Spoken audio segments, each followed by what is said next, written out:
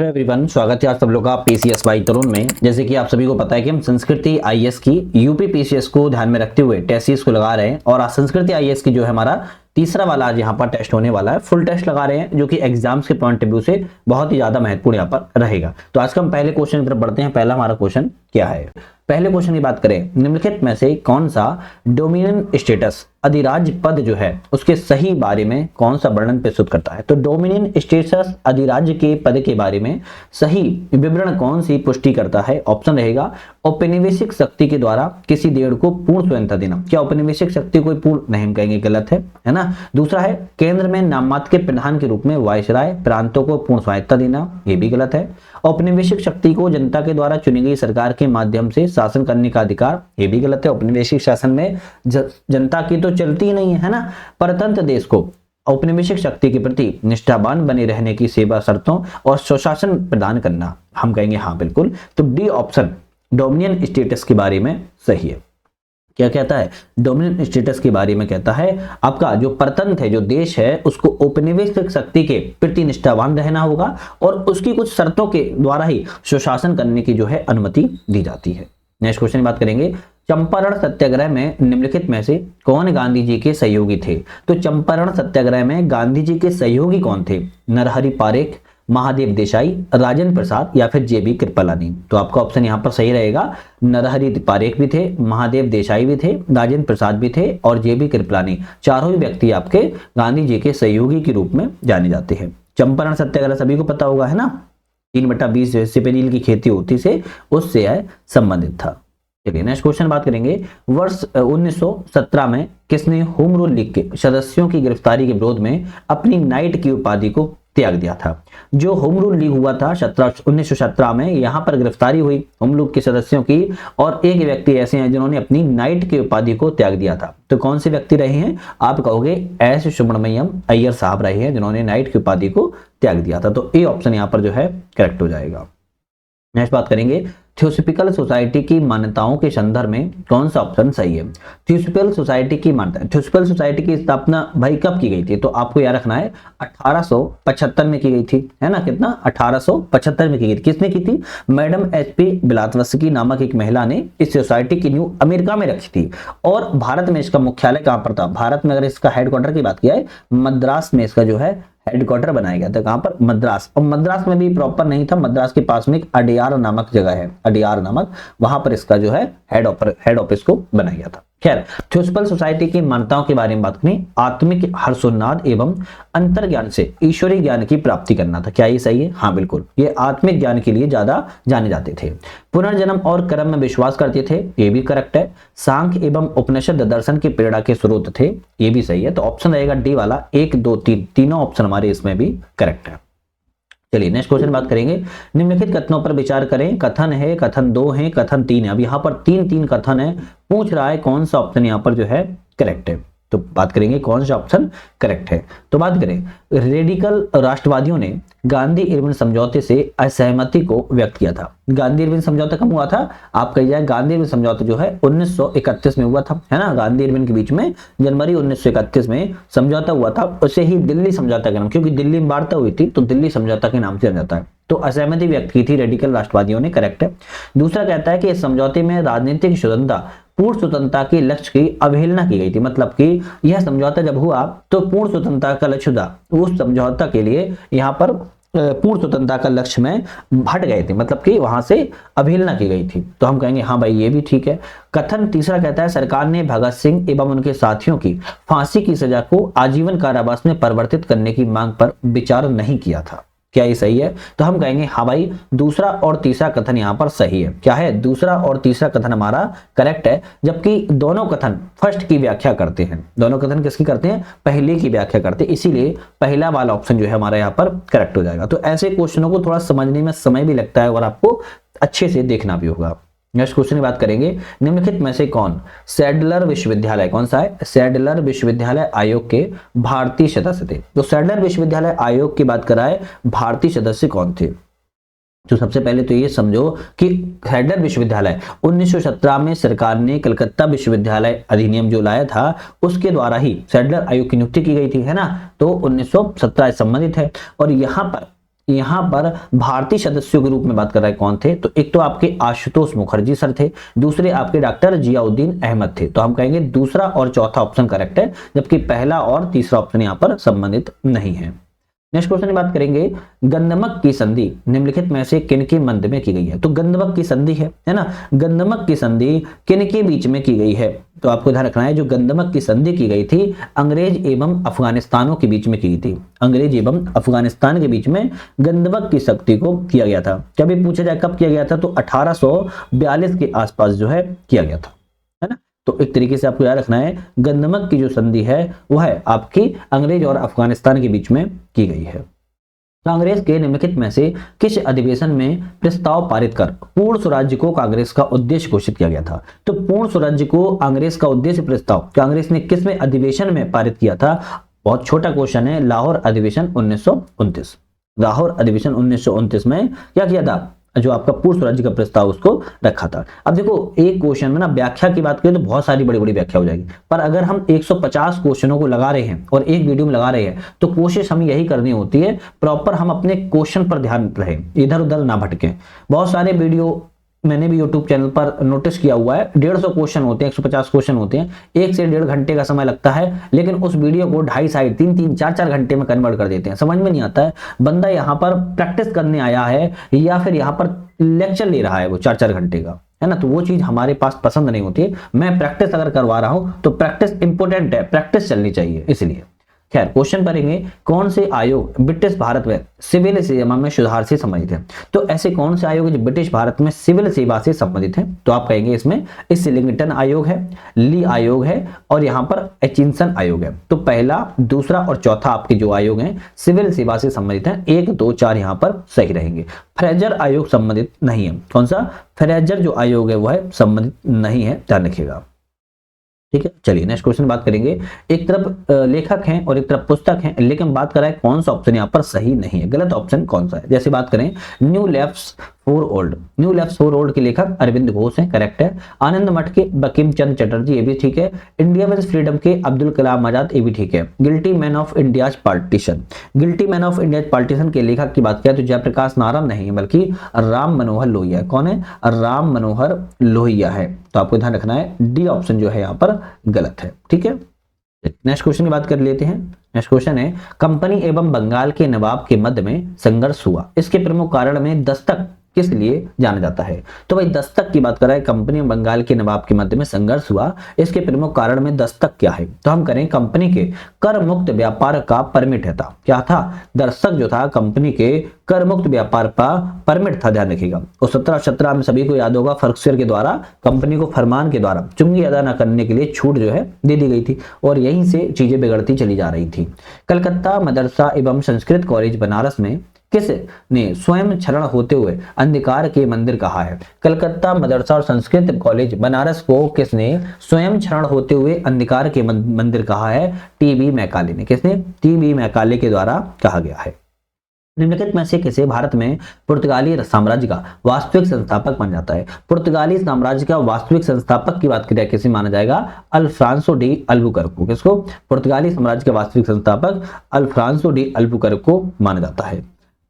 1498 में पुर्तगाली नाविक वास्को डी गामा काली तट पर आया था, उसके बाद अल्बुकर्क यहाँ पर ध्यान रखिएगा 1501 से संबंधित है। और 1501 में वास्को डी गामा ने दूसरी बार भारत पर आए और कई सारे कन्नूर में व्यापारी फैक्ट्रियों को स्थापित यहाँ पर किया हुआ था। तो यहाँ पर अल्फांसो डी अल्बुकर्क को भारत का पुर्तगाली शक्ति का वास्तविक संस्थापक जो है माना जाता है। अच्छा 1500 अल्मीड़ा फ्रांसिस्को डी अल्मीड़ा कब बनी थी, तो 1505 में यह पुर्तगाली गवर्नर के रूप में इनको चुना गया था, ये भी याद रखिएगा। और 1510 में अल्बुकर्क जो है चुने गए थे, है ना, अल्मीड़ा का ही इन्होंने स्थान ले लिया था। निम्नलिखित में से किस समाचार पत्र का संपादन राजा राम मोहन राय के द्वारा नहीं किया गया पूछा है। तो संवाद कौमुदी राजा राम मोहन राय ने किया है, मिरातुल अखबार भी किया है, बंग दूत भी किया है, लेकिन सोम प्रकाश का प्रकाशन आपका राजा राम मोहन राय के द्वारा नहीं किया गया। तो सोम प्रकाश का किसका किया गया, किसी को पता है क्या, सोम प्रकाश का किसने किया, किसी को पता है भाई। सोम प्रकाश जो है द्वारकानाथ विद्याभूषण के द्वारा एक साप्ताहिक समाचार पत्र के रूप में सोम प्रकाश का जो है प्रकाशन किया गया था। तो द्वारकानाथ विद्याभूषण के द्वारा भूषण के द्वारा, और इसी से ईश्वर चंद्र सागर भी जुड़े हुए थे सोम प्रकाश से। नेक्स्ट क्वेश्चन है, अभिकथन 1 और अभिकथन 2 है, यहां पर विचार करना है कौन सा ऑप्शन यहां पर करेक्ट है। चलिए बात करेंगे अभिकथन 1 और अभिकथन 2 पर। औपनिवेशिक काल के तृतीय चरण में रेल निर्माण पूंजी निवेश का प्रमुख क्षेत्र है। कैसा है, क्या कह रहा है, कह रहा है कि औपनिवेशिक काल के तीसरे चरण में रेल निर्माण जो है पूंजी निवेश का प्रमुख क्षेत्र था। क्या ये सही है, हम कहेंगे बिल्कुल सही है। दूसरा कथन है, रेलवे का निर्माण लाभ की गारंटी 5% लाभ की गारंटी की व्याख्या पर आधारित है, तो हम कहेंगे ये भी करेक्ट है। तो दोनों ऑप्शन सही है, तो ए वाला रहेगा, एक का दोनों सही है, और कथन दूसरा जो है एक की व्याख्या भी यहां पर सही कर रहा है। नेक्स्ट बात करेंगे, कांग्रेस के रामगढ़ अधिवेशन 1940 में व्यक्तिगत सत्याग्रह का प्रस्ताव पारित किया गया। इस अधिवेशन की अध्यक्षता किसके द्वारा की गई थी। तो कांग्रेस के रामगढ़ अधिवेशन 1940 में हुआ, व्यक्तिगत सत्याग्रह का प्रस्ताव पारित किया गया। इस अधिवेशन की अध्यक्षता की बात करें किसने की थी, तो मौलाना अब्दुल कलाम आजाद के द्वारा की गई थी। किसने, मौलाना अब्दुल कलाम आजाद के द्वारा की गई थी। नेक्स्ट आता है, कौन सा भारत में गठित पहला आधुनिक मजदूर संगठन था। तो भारत में गठित होने वाला पहला आधुनिक मजदूर कौन सा संगठन था, आप कहेंगे मद्रास मजदूर संघ था। कौन सा था, मद्रास मजदूर संघ था। इसकी स्थापना भारत में 1918 में की गई थी। कब की गई थी, 1918 में की गई थी। फिर आपको देखना है, फिर अंतरराष्ट्रीय श्रम संगठन की स्थापना की गई 1919 में। किसकी, 1919 में आपकी अंतरराष्ट्रीय श्रम संगठन की स्थापना की गई। श्रम संगठन की स्थापना की गई 1918 में।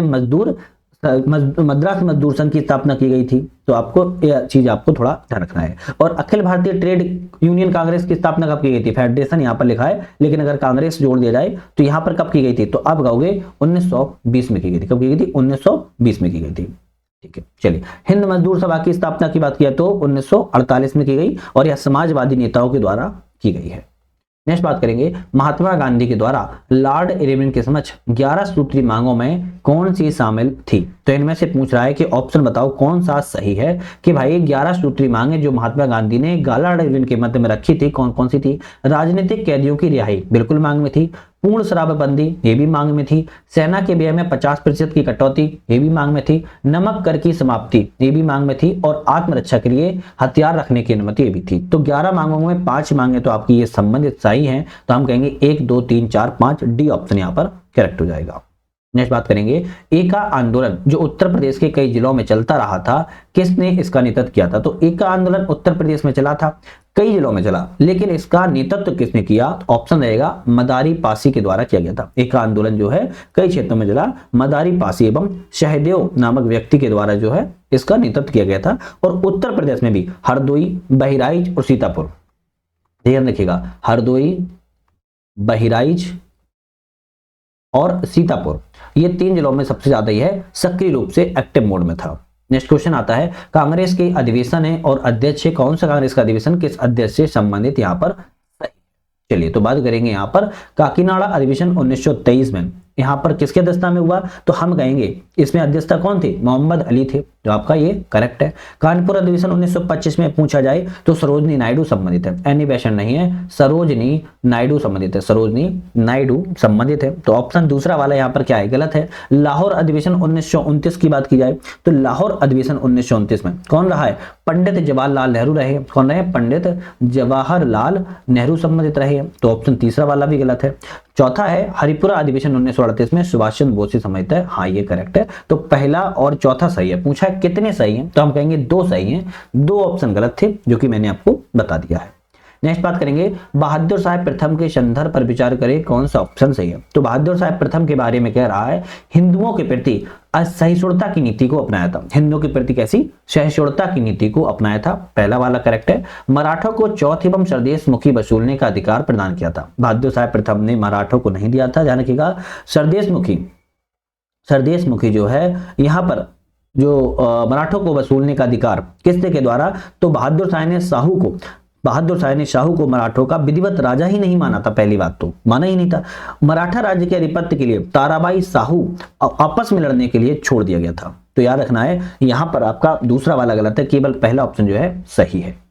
नेक्स्ट क्वेश्चन बात करेंगे, किस सिख गुरु ने लोहेगढ़ किले का निर्माण करवाया था? तो एक सिख गुरु हैं जिन्होंने लोहेगढ़ किले का निर्माण करवाया, तो गुरु गोविंद सिंह। कौन है? गुरु गोविंद सिंह ने लोहेगढ़ किले का निर्माण जो है करवाया था, और यह अंबाला के उत्तर पूर्व हिमालय की तराई में स्थित है। नेक्स्ट क्वेश्चन की बात करेंगे, अवध के नवाब सफदर जंग के संदर्भ पर विचार करें, कौन सा सही है? अवध के नवाब सफदर जंग के बारे में कौन सा यहाँ पर क्वेश्चन सही है, विचार करें। मुगल बादशाह मोहम्मद शाह ने वजीर का पद समाप्त कर दिया, बिल्कुल करेक्ट है। केंद्रीय कोष में राजस्व देना बंद कर दिया, नहीं, बंद नहीं किया था। प्रशासन में स्थानीय हिंदुओं की नियुक्ति की गई, ये भी करेक्ट है। मणिपुर के युद्ध में अब्दाली, अरे अब्दाली का हाथ थोड़ी ना था, तो पहला और तीसरा वाला ही सही है। हम कहेंगे 1 और 3 ऑप्शन यहाँ पर करेक्ट है, जबकि दूसरा और चौथा ऑप्शन गलत है। किस मुगल बादशाह को लंपट मूर्ख कहा जाता है? ऐसा एक मुगल बादशाह जैसे लंपट मूर्ख के रूप में जाना जाता है, तो भाई किसे कहा जाता है लंपट मूर्ख? तो आप कहोगे जहांदार शाह को। किसको? जहांदार शाह को लंपट मूर्ख की संज्ञा को दी जाती है ना। रंगीला बादशाह कैसे कहा जाता है? किसी को पता है क्या? कमेंट करके बताओ, रंगीला बादशाह कैसे कहा जाता है? रंगीला कैसे कहा जाता है? रंगीला मिजाज का था, कैसे कहा जाता है मुगल बादशाह को? कमेंट करके बताइए। किसने हैदराबाद में स्वतंत्र भारत की आसफ जाही वंश की स्थापना की? हैदराबाद में स्वतंत्र आसफ जाही वंश की स्थापना किसके द्वारा की गई? तो आप कहोगे 1724 में की गई थी, लेकिन की किसने थी? तो 1724 में तो की गई चिनकिलिज खां के द्वारा की गई थी। किसने? चिनकिलिज खां ने आसफ जाही वंश की स्थापना को किया हुआ था। और इस समय अगर बात की जाए जुल्फिकार खां, मुगल बादशाह कौन थे? जुल्फिकार खां थे, दक्कन के वायसराय के रूप में। नेक्स्ट बात करेंगे, अभिकथन और कारण है, इनमें से कौन सा ऑप्शन जो है करेक्ट है? अभिकथन और कारण में पूछ रहा है कौन सा ऑप्शन करेक्ट है। 18वीं सदी में पारंपरिक सांस्कृतिक क्रियाकलापों में तेजी से गिरावट दर्ज की गई। 18वीं सदी में क्या किया गया था? पारंपरिक जो क्रियाकलाप थे उनमें तेजी से गिरावट आई थी। क्या ही सही है? तो हम कहेंगे हाँ बिल्कुल करेक्ट है ना। उस समय किसका शासन था? अंग्रेज यहाँ पर बसे हुए थे। कारण बताया जा रहा है कि इस समय शासक विदेशी व्यक्तियों के दबाव के कारण सांस्कृतिक क्रियाकलापों में खर्च नहीं कर सकते थे। तो ऐसा तो नहीं है खर्च नहीं कर सकते थे, तो केवल पहला वाला सही है, किंतु आर ऑप्शन जो है यहाँ पर गलत है, ध्यान रखिएगा। चलिए नेक्स्ट बात करेंगे, मराठा प्रशासन में सहोत्रा शब्द किससे संदर्भित करता है? मराठा प्रशासन में सहोत्रा शब्द की बात करें किसको संदर्भित करता है? तो हम कहेंगे सहोत्रा जो शब्द है चौथ के भाग के रूप में, किसको? चौथ के भाग के रूप में संदर्भित किया जाता है। अच्छा, चौथ में भी कई सारे भाग थे, है ना। चौथ में भी जो बांटे जाते थे, अलग अलग बांटों में जाता था, जैसे बबती, है ना, जैसे हम बावती या बबती भी कहते हैं। ये आपका 1/4 भाग होता था, और 1/4 भाग किसे मिलता था? राजा को मिलता था। बबती के अलावा सहोत्रा होता था। कौन? सहोत्रा जिसकी भी बात कर रहे हैं, ये 6% था, और पंत सचिव को मिलता था। फिर उसके बाद नाद गुंडा हो जाता। कौन सा? नाद गुंडा होता था। और नाद गुंडा जो होता था उसमें 3% राजा की इच्छा पर छोड़ दिया जाता था। और फिर अंतिम में होता था मौकास। मौकास होता था 66%, जो मराठा सरदार वसूलता था घुड़सवार रखने के लिए, उसको दे दिया जाता था। तो चौथ का विभाजन जो है इस टाइप में किया जाता था। नेक्स्ट क्वेश्चन की बात करेंगे, कौन सा मुगल सम्राट के द्वारा स्वतंत्र रूप से नियुक्त बंगाल का अंतिम सूबेदार था? स्वतंत्र रूप से मुगल सम्राट या बंगाल का अंतिम सूबेदार कौन था? तो हम कहेंगे मुर्शीद कुली खां। कौन था? मुर्शीद कुली खां अंतिम रूप से स्वतंत्र रूप में बंगाल का अंतिम सूबेदार के रूप में जाना जाता है। टीपू के राज्य के किसानों का संरक्षण मिलता था, उनको श्रम के लिए प्रोत्साहित एवं पुरस्कृत किया जाता था। यह कथन किस ब्रिटिश अधिकारी का है? टीपू के राज्य के किसानों को संरक्षण मिलता था, उनको श्रम के लिए प्रोत्साहित और पुरस्कृत किया जाता था। यह कथन किस ब्रिटिश अधिकारी का है बात की जा रहा है? तो आप कहेंगे सर जॉन सॉर अधिकारी का। किसका? सर जॉन सॉर अधिकारी का कथन है। सूची 1 और सूची 2 है, गुरु है, योगदान है। गुरु अंगद देव से संबंधित बात की जाए, गुरु अंगद देव से संबंधित बात करें तो गुरु लिपि का विकास हुआ है। गुरु रामदास की बात की जाए तो अमृतसर की स्थापना की गई। गुरु अर्जुन देव के समय की बात की जाए तो सैन्य कला का प्रशिक्षण किया गया। और गुरु हरगोविंद के समय आदि ग्रंथ का संकलन किया गया। सॉरी, माफी चाहता हूं। गुरु अर्जुन देव के समय आदि ग्रंथ का संकलन किया गया है। गुरु हरगोविंद के समय सैन्य कला के प्रशिक्षण की यहाँ पर योगदान दिया गया। तो इस टाइप में ऑप्शन यहाँ पर सही है। गुरु अंगद देव, गुरु लिपि का विकास, गुरु रामदास अमृतसर के मंदिर की स्थापना, गुरु अर्जुन देव आदि ग्रंथ का संकलन, गुरु हरगोविंद सैन्य कला के प्रशिक्षण। ऑप्शन यहाँ पर बी वाला जो है करेक्ट हो जाएगा। सॉरी, गलती से हो गया था। चलिए नेक्स्ट क्वेश्चन है, किस पत्र या पत्रिका के द्वारा नील विद्रोह का समर्थन किया गया है? तो नील विद्रोह का समर्थन किस पत्र या पत्रिका के द्वारा किया गया? ऑप्शन में रखना है हिंदू पैट्रियार्क पत्रिका। कौन सी है? हिंदू पैट्रियार्क पत्रिका के द्वारा नील विद्रोह का समर्थन को किया गया है। नील विद्रोह कब से कब हुआ था? तो 1859 से लेके 1860 के बीच में नील विद्रोह देखने को मिलता है। नेक्स्ट क्वेश्चन की बात करेंगे, निम्नलिखित में से कौन यानदूब की संधि से समाप्त हुआ था। यानदूब की संधि से कौन सा युद्ध समाप्त हुआ, तो आपको देखना है आंग्ल बर्मा युद्ध। कौन सा? आंग्ल बर्मा जो युद्ध यानदूब की संधि से समाप्त हुआ था, है ना। और यहाँ पर दो आंग्ल बर्मा युद्ध हुए हैं। अगर हम पहले की आंग्ल बर्मा युद्ध की बात करें तो 1824 से लेके 1826 के बीच में चला था। दूसरा वाला जो आंग्ल बर्मा युद्ध है 1852 में लड़ा गया था, 1852 लड़ा गया था, और यहीं पर आपकी यानदूब की संधि हुई थी और राजनीतिक और व्यावसायिक मांगों के यहाँ पर छिड़ा हुआ युद्ध था। इलवर्ट बिल विवाद जो 1883 संबंधित है, किससे संबंधित है? इलवर्ट बिल विवाद के बारे में 1883 जो है किससे संबंधित है? ऑप्शन रहेगा जाति भेद पर आधारित न्यायिक असमर्थताओं की समाप्ति से इलवर्ट बिल विवाद जो है संबंधित है। 83 का सी ऑप्शन सही है। और इस समय इलवर्ट बिल विवाद से वायसराय कौन थे? लॉर्ड रिपन थे। कौन थे? लॉर्ड रिपन थे। आपको ध्यान रखना है। कौन सा प्रावधान पूना समझौता 1932 में सम्मिलित था? पूना समझौता के बारे में ऑप्शन यहाँ पर कौन से सही हो सकते हैं? दलित वर्ग के लिए एक पृथक निर्वाचन की समाप्ति की गई थी, बिल्कुल करेक्ट है। प्रांतीय विधानमंडलों में दलितों के लिए 147 सीटें आरक्षित की गई थी, हम कहेंगे ये भी करेक्ट है। केंद्रीय विधानमंडल ने दलितों के लिए 25% सीटें, नहीं, ये गलत है। केंद्रीय विधानमंडल ने दलित वर्ग को प्रतिनिधित्व देने के लिए संयुक्त निर्वाचन की प्रक्रिया और प्रांतीय विधानमंडल में प्रतिनिधि को निर्वाचन करने की व्यवस्था को मान्यता दी गई थी, और यहां पर केंद्रीय विधानमंडल में गलत था। तो ऑप्शन रहेगा केवल पहला और दूसरा सही है, जबकि तीसरा ऑप्शन जो है गलत है। और एक चीज और रखना है, केंद्रीय विधानमंडल में सुरक्षित सीटों की संख्या 18% थी। कभी पूछा जाए, अगर पूछ ही जाए तो पूछोगे 18% थी केंद्रीय विधानमंडल में सुरक्षित सीटों की संख्या। चलिए अभी कथन और कारण है। अब ये वाले क्वेश्चन से बहुत डर लगता है ना, क्योंकि ये बहुत टिपिकल क्वेश्चन होता है। चलिए बात करेंगे 18वीं शताब्दी के उत्तरार्ध में अंग्रेजों ने घेरे की नीति अपनाई, बिल्कुल सही है, अंग्रेजों ने घेरे की नीति अपनाई थी, करेक्ट है। कथन दूसरा है, कंपनी ने राज्यों की रक्षा के लिए बफर स्टेट बनाने पर ध्यान दिया था। कैसा बफर स्टेट? तो हम कहेंगे हाँ ये भी करेक्ट है। कंपनी के मुख्य प्रतिद्वंदी फ्रांसीसी और पुर्तगाली थे। कैसे थे? कंपनी के जो मुख्य प्रतिद्वंदी थे फ्रांसीसी एवं पुर्तगाली थे, तो हम कहेंगे ये भी ठीक है। तो दूसरा और तीसरा जो है आपके पहले वाले की सही व्याख्या कर रहा है, तो हम कहेंगे दूसरा और तीसरा केवल सही है और पहला कथन जो है सही व्याख्या कर रहा है। सी ऑप्शन जो है यहाँ पर करेक्ट हो जाएगा। नेक्स्ट क्वेश्चन की तरफ बढ़ते हैं। कौन से समाचार पत्र क्रांतिकारी संघर्ष की पैरवी करते थे? भाई ऐसे कौन से समाचार पत्र हैं क्रांतिकारी संघर्ष की पैरवी के रूप में जाने जाते हैं? ऑप्शन रहेगा संध्या, फिर आपका रहेगा काल, और फिर आपका रहेगा युगांतर। पाइनियर संबंधित नहीं है, संध्या काल युगांतर संबंधित है। ऑप्शन सी वाला यहाँ पर करेक्ट है। यह आपके क्रांतिकारी संघर्ष के लिए जाने जाते हैं, ठीक है। चलिए नेक्स्ट क्वेश्चन की तरफ बढ़ते हैं। नेक्स्ट क्वेश्चन हमारा आता है, निम्नलिखित में से कौन सा वर्ष 1939 में कांग्रेस मंत्रिमंडलों के द्वारा त्यागपत्र का कारण था? 1939 में कांग्रेस मंत्रिमंडलों के द्वारा त्यागपत्र का कारण क्या था? कांग्रेस को विश्वास में लिए बिना भारत को साम्राज्यवादी युद्ध में शामिल करना ये सबसे बड़ा कारण था। जो दूसरे विश्व युद्ध हो रहा था उसमें भारत को साम्राज्यवादी युद्ध में धकेल दिया और कांग्रेस को विश्वास लिए ही बिना, मतलब कि कांग्रेस से कुछ कहा नहीं और दूसरे विश्व युद्ध में डालने की बात की गई थी। इसलिए 1939 में कांग्रेस मंत्रिमंडलों ने जो है अपना त्याग पत्र सभी ने दे दिया था। किसने तमिलनाडु में शवनय अवज्ञा आंदोलन का नेतृत्व किया? भाई तमिलनाडु में शवनय अवज्ञा आंदोलन का नेतृत्व की बात कर रहा है, किसके द्वारा किया गया? सी राजगोपालाचारी ने किया था। किसने? सी राजगोपालाचारी ने तमिलनाडु में शवनय अवज्ञा आंदोलन का नेतृत्व किया। शवनय अवज्ञा आंदोलन की बात की जाए तो 12 मार्च 1930 से शुरू हुआ था। ध्यान रखिएगा 1930 से शुरू हुआ था, है ना। और यहां पर आपको रखना है तमिलनाडु में शवनय अवज्ञा आंदोलन सी राजगोपालाचारी ने किया हुआ था और इन्होंने तमिलनाडु के तट पर ही नमक कानून को तोड़ा था।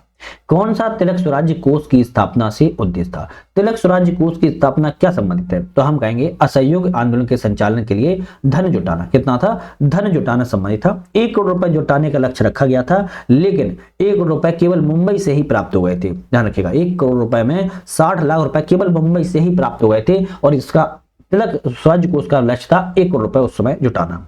और यह जो है आपके तिलक की जो है मृत्यु हो गई थी उस समय, आपको सभी को पता होगा, याद रखिएगा।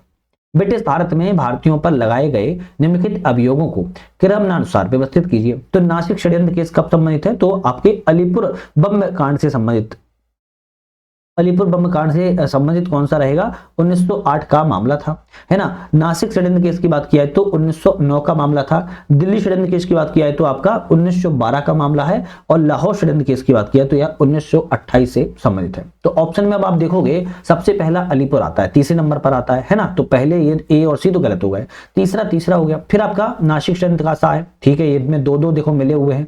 उसके बाद आपका कौन सा आएगा? दिल्ली षड्यंत्र, दूसरा वाला। तो पहला वाला गलत हो गया, ऑप्शन हमारा बी वाला जो है यहाँ पर बिल्कुल करेक्ट है।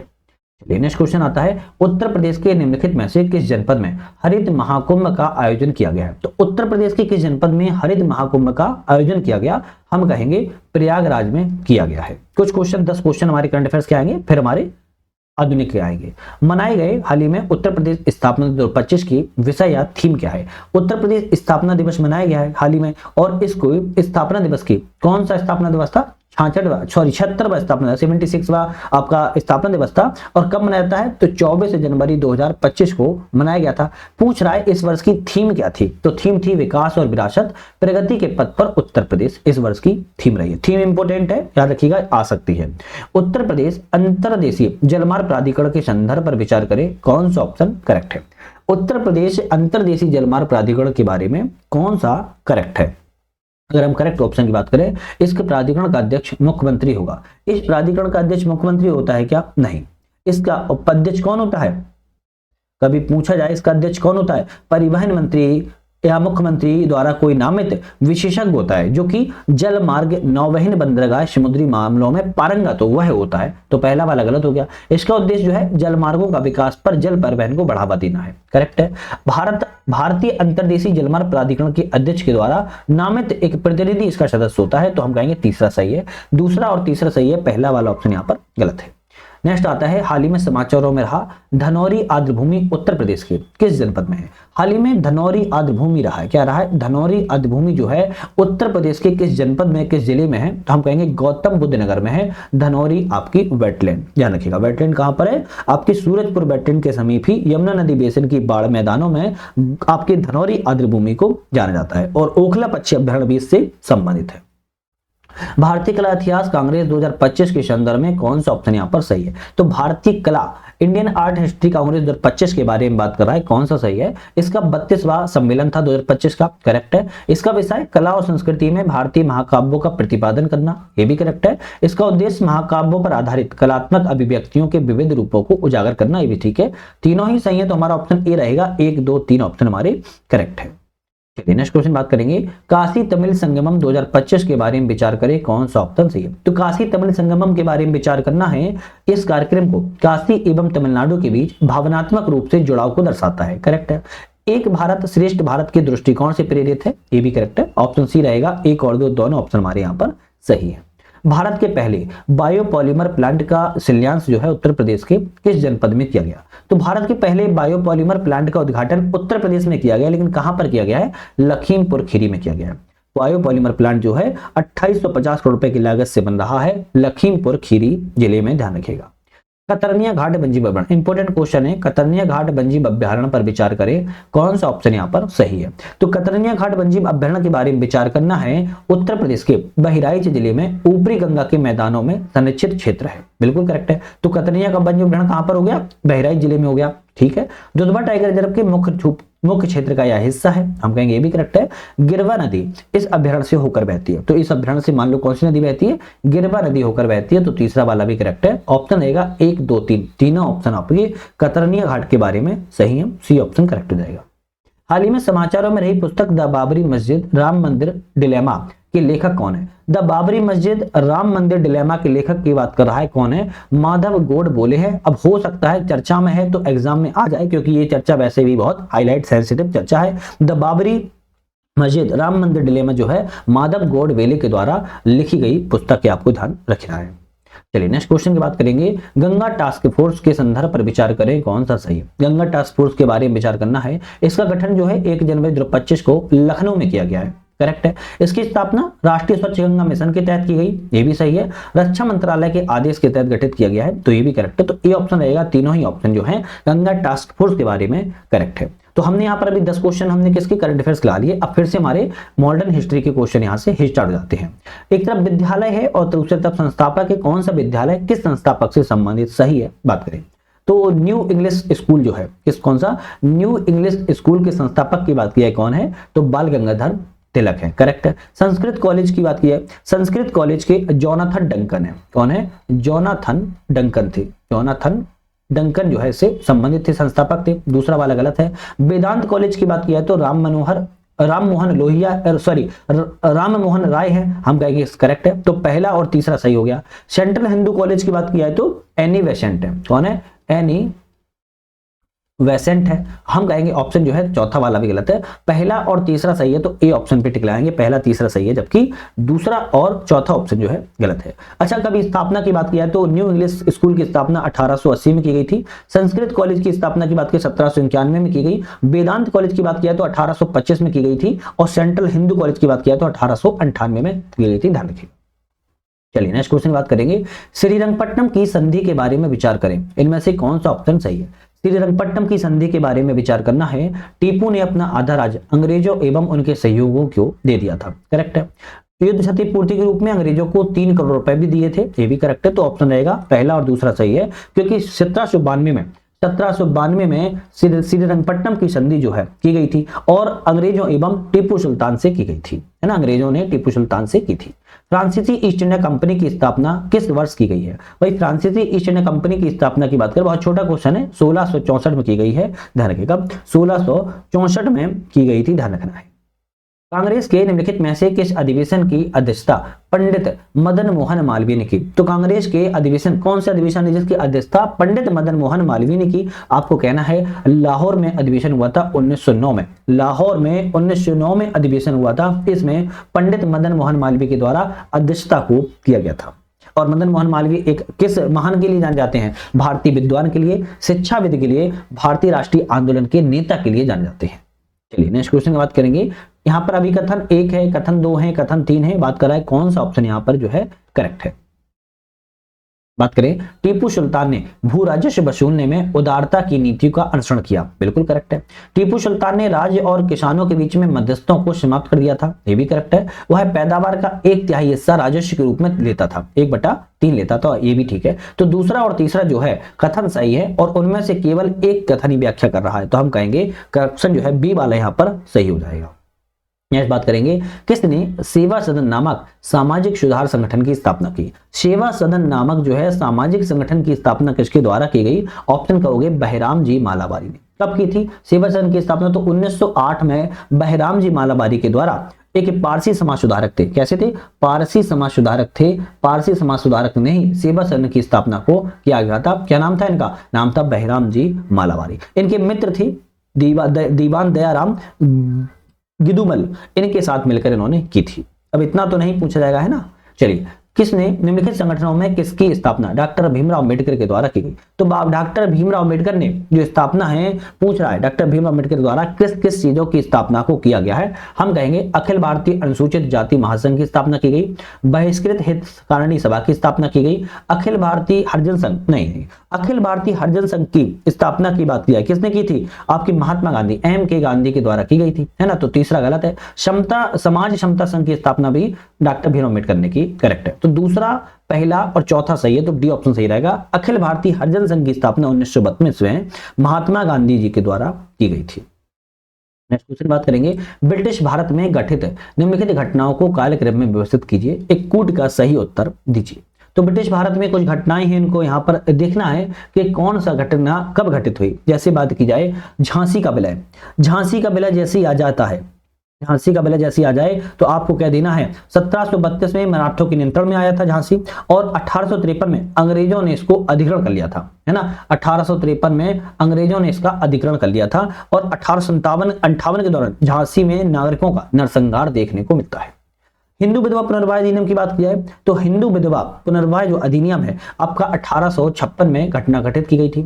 संथाल विद्रोह की बात की जाए तो आपकी 1855 से 56 में देखने को मिलता है आपका संथाल विद्रोह, और पील आयोग की स्थापना की बात की जाए तो 1857 से संबंधित है। अब ऑप्शन आपका कौन सा रहेगा, पहला, तीसरा, दूसरा और चौथा ऑप्शन ए वाला यहां पर करेक्ट हो जाएगा। नेक्स्ट बात करते हैं, किस पुस्तक में रमेश चंद्र दत्त ने धन के बहिर्गमन सिद्धांत का उल्लेख किया? रमेश चंद्र दत्त ने धन के बहिर्गमन सिद्धांत का उल्लेख किस पुस्तक में किया हुआ है? ऑप्शन यहाँ पर कौन सा रहेगा? Economic history of India. इसमें इकोनॉमिक हिस्ट्री ऑफ इंडिया में धन के बहिर्गमन का, धन के जा रहा है ना, जा रहा है भारत से, रमेश चंद्र दत्त ने लिखा है इस पुस्तक में। चलिए 60 नंबर क्वेश्चन पर आ गए हैं, लेकिन आप लोगों को एक अपडेट है, हमारा ऐप आ चुका है जिसका नाम है यूपीएससी नट। इस ऐप को आप लोग डाउनलोड कर सकते हो, मल्टीपल कोर्सेज यहां पर लॉन्च हो चुके हैं, उनको ज्वाइन कर सकते हो। बाकी चैनल पर नए हो सब्सक्राइब लाइक शेयर करके बेल आइकन प्रेस कर लो। हाइप वाला एक नया ऑप्शन आ चुका है यूट्यूब पर, उसको भी आप लोग कमेंट वाले सेक्शन में ही आता है, उस पर भी कर सकते हो। दिवस और तिथि के बारे में बात करें, शोक दिवस कब मनाया जाता है?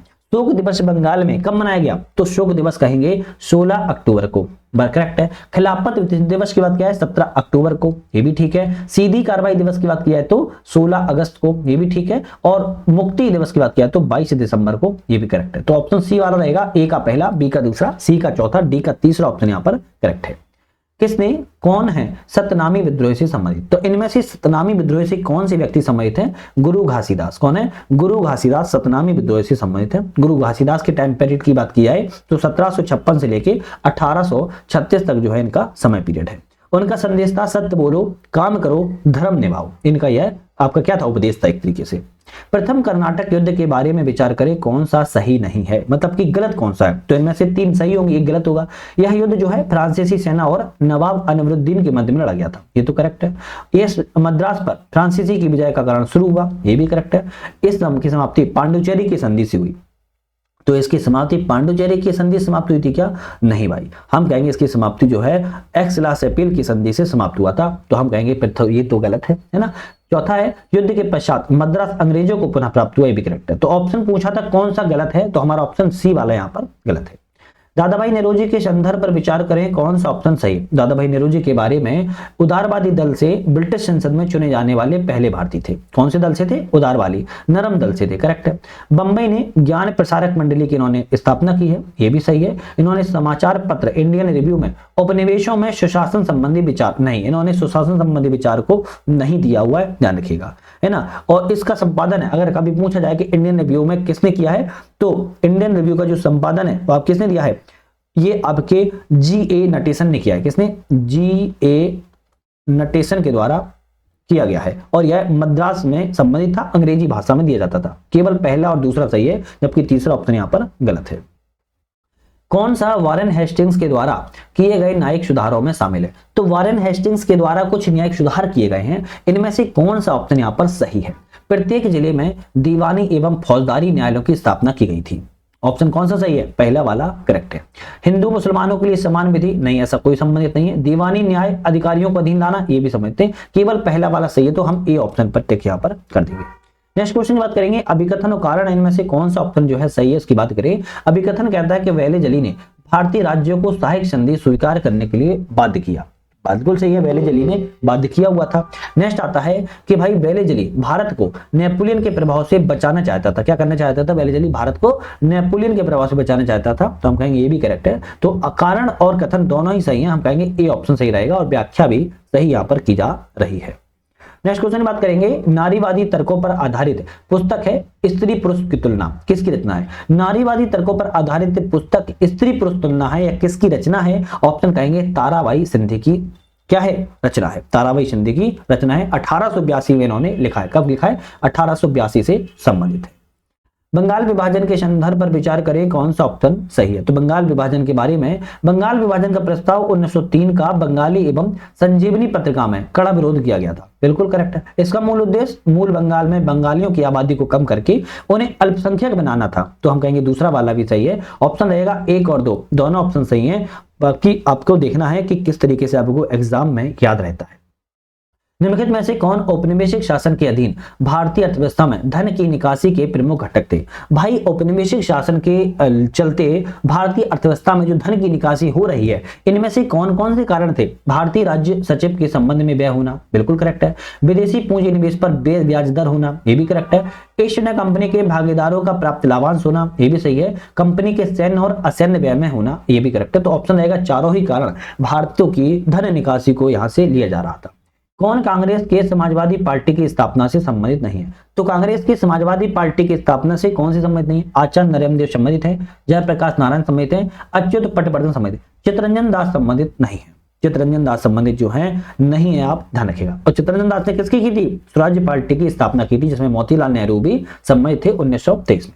सूची 1 और सूची 2 है, एक तरफ संस्थान है और एक संस्थापक है, कौन सा सही है? बात करें कलकत्ता मदरसा की स्थापना के संस्थापक कौन है? तो कलकत्ता मदरसा के संस्थापक की बात किया तो वॉरेन हेस्टिंग्स है। कौन है? वॉरेन हेस्टिंग्स है। और कलकत्ता मदरसा की स्थापना 1781 में की गई थी। एशियाटिक सोसाइटी ऑफ बंगाल की स्थापना की बात किया तो विलियम जॉन सम्मिलित है। एशियाटिक सोसाइटी ऑफ की स्थापना 1784 में की गई। संस्कृत कॉलेज की स्थापना से बात की जाए, संस्कृत कॉलेज की स्थापना जोनाथन डंकन संबंधित है, चौथे से मिलाएंगे, और 1792 में की गई थी। फोर्ट विलियम कॉलेज की स्थापना लॉर्ड वेलेजी संबंधित है, 1800 में की गई थी। ऑप्शन यहां पर पूछा है कौन से संस्थापक संबंधित सही है, तो हमारा ऑप्शन रहेगा सी वाला, ए का पहला, बी का दूसरा, सी का चौथा और डी का ऑप्शन तीसरा सही है। किसी समाचार पत्रों का मुक्तिदाता की संख्या दी जाती है? समाचार पत्रों की मुक्तिदाता की संख्या जो है चार्ल्स मेटकॉफ को दी जाती है। किसको? चार्ल्स मेटकॉफ को दी जाती है। नेक्स्ट बात करेंगे, कौन सा वर्ष 1918 में गठित उत्तर प्रदेश किसान सभा से संबंधित नहीं था? 1918 में गठित हुआ उत्तर प्रदेश किसान सभा से संबंधित नहीं था। कौन सा वर्ष से संबंधित जो है नहीं थे? तो हम कहेंगे गौरी शंकर मिश्रा संबंधित थे, मदन मोहन मालवीय संबंधित थे, इन नारायण द्विवेदी, लेकिन स्वामी सहजानंद सरस्वती जो है उत्तर प्रदेश किसान सभा से संबंधित नहीं थे। उत्तर प्रदेश किसान सभा से संबंधित जो है आपके कौन नहीं थे? स्वामी सहजानंद सरस्वती संबंधित नहीं थे। चलिए बात करेंगे कौन भारत में पुर्तगालियों की असफलता के कारण थे? भारत में पुर्तगालियों की असफलता के कारण क्या रहे हैं? धार्मिक असहिष्णुता, बिल्कुल।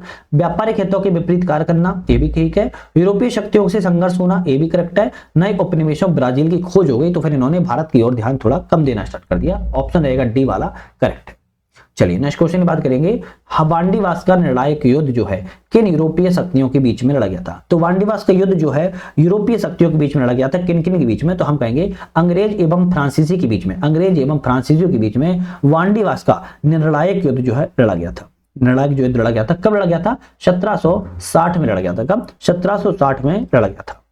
चलिए आज का हमारा अंतिम है अभिकथन और कारण है, इनमें से कौन सा ऑप्शन जो है करेक्ट हो जाएगा? बात करें, राजा सवाई जयसिंह ने आधुनिक उपकरणों से सुसज्जित पर्यवेक्षणशालाओं का निर्माण करवाया। करेक्ट है। कर्णक यह एक महान खगोल शास्त्री भी था। दोनों ही सही है और व्याख्या भी सही कर रहा है, ध्यान रखिएगा, ये ऑप्शन यहाँ पर करेक्ट हो जाएगा।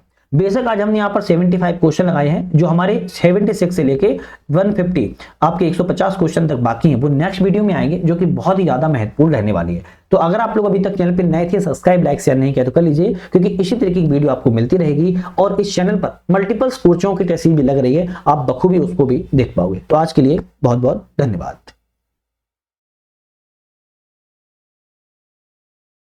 सन्यासी विद्रोह के संदर्भ में कौन सा कथन यहाँ पर सही है?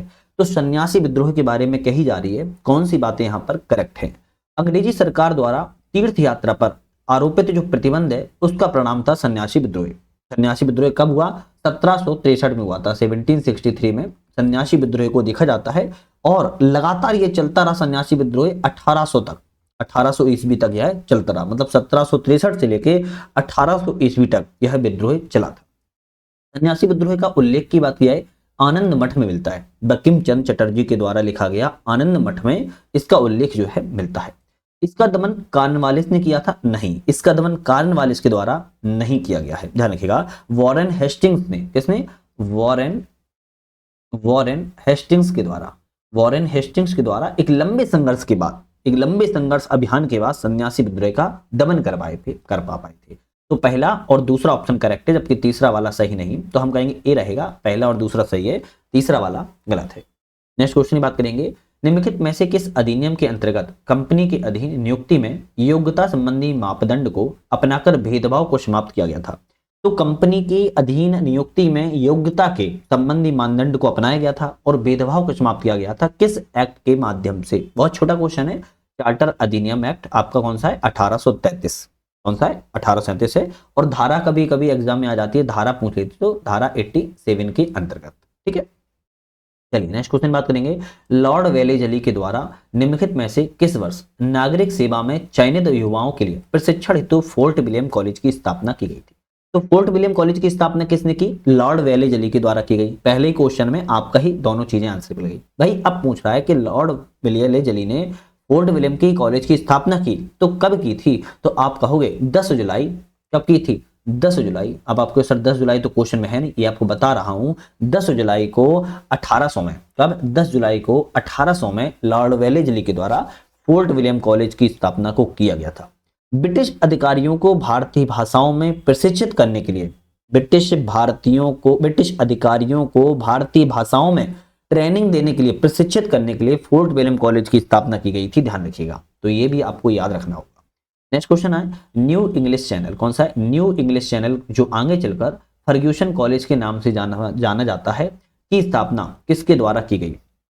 तो न्यू इंग्लिश चैनल कालांतर में फर्ग्यूसन कॉलेज के नाम से जाना जाता है। इसकी स्थापना की बात की जाए तो हम कहेंगे लोकमान्य तिलक। किसने? लोकमान्य तिलक के द्वारा इसकी स्थापना को किया गया था। हालांकि इसके संस्थापक सदस्यों में बहुत सारे लोग शामिल थे, जैसे बावन सिमराम शामिल थे, विष्णु शास्त्री शामिल थे, महादेव बल्लाल नामजोशी शामिल थे, गोपाल गणेश आंगर शामिल थे। लेकिन ध्यान रखना है, बाल गंगाधर तिलक जो है, इन्होंने प्रमुख भूमिका जो है न्यू इंग्लिश चैनल को स्थापित करने में निभाई थी।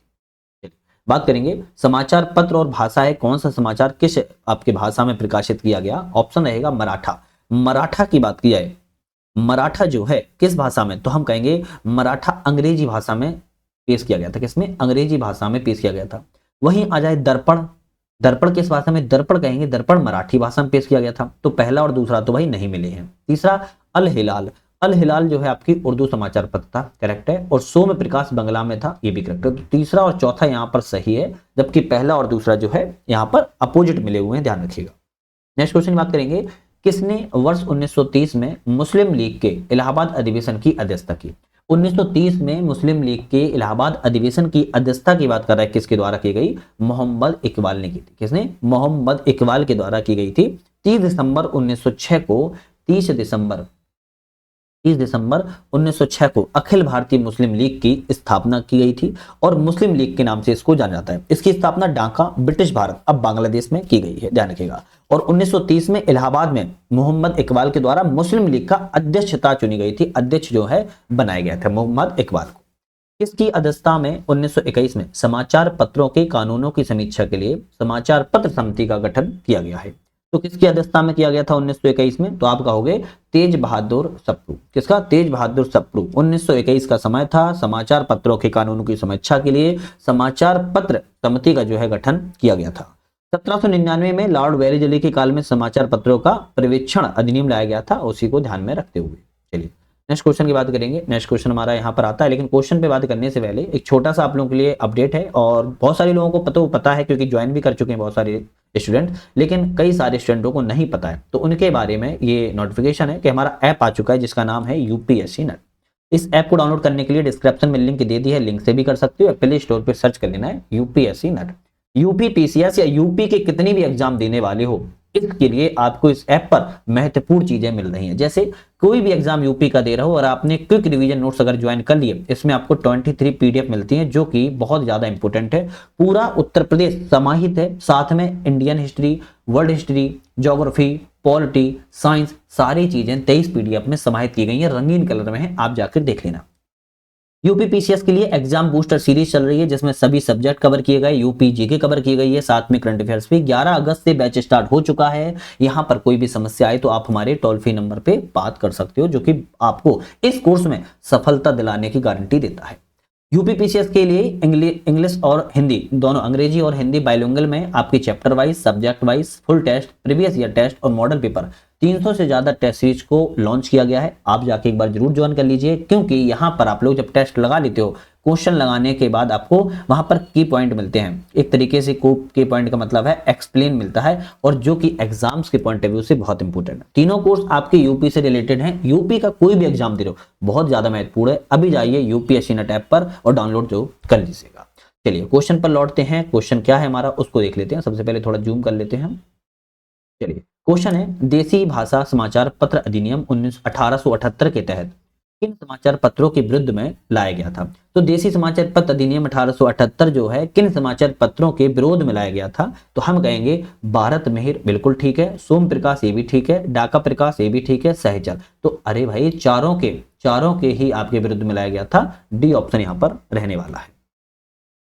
बात करेंगे कौन से नील विद्रोह को प्रेरित करने वाले कारक हैं। भाई नील विद्रोह को प्रेरित करने वाले कौन से कारक हैं, यहां पर क्वेश्चन में बात कर रहा है। तो हम कहेंगे नील उगाने के लिए कम भुगतान किया गया, बिल्कुल ठीक है। नील का उगवाया जा रहा था और भुगतान जो है बहुत कोड़ियों के मामले में किया जा रहा था, बिल्कुल करेक्ट है। दूसरा है नील और खाद्यान्न फसलों की समान परिपक्वता अवधि, मतलब कि नील की खेती भी समान टाइम में की जा रही थी जो वहां पर खाने वाली वस्तुओं की फसलों की जाती थी, तो ये भी एक विद्रोह का कारण था। तीसरा है नील की कृषि से मृदा की जो उर्वरता शक्ति है वो क्षीण होती है, तो ये भी आपका कारण है। ऑप्शन रहेगा तीनों, डी वाला ऑप्शन रहेगा। तीनों ही कारण नील विद्रोह के बारे में करेक्ट है। नील विद्रोह कब हुआ था? तो 1859 से संबंधित है। विष्णु चरण विश्वास और दिगंबर विश्वास के नेतृत्व में नील विद्रोह जो है आपको देखने को मिलता है। नेक्स्ट बात करेंगे रहनुमाई मजदासन सभा की स्थापना कौन संबंधित नहीं है? रहनुमाई मजदासन सभा की स्थापना से कौन से व्यक्ति संबंधित नहीं है? तो पहले देख लेते हैं कौन कौन व्यक्ति संबंधित हैं, बाकी गलत निकल आएगा। तो दादा भाई नेहरूजी संबंधित है, नेहरूजी फरदौन जी ये भी संबंधित है, महादेव गोविंद रनाडे ये संबंधित नहीं है, और एस बंगाली संबंधित है। तो ऑप्शन रहेगा सी वाला, यहाँ पर ऑप्शन जो है संबंधित नहीं है।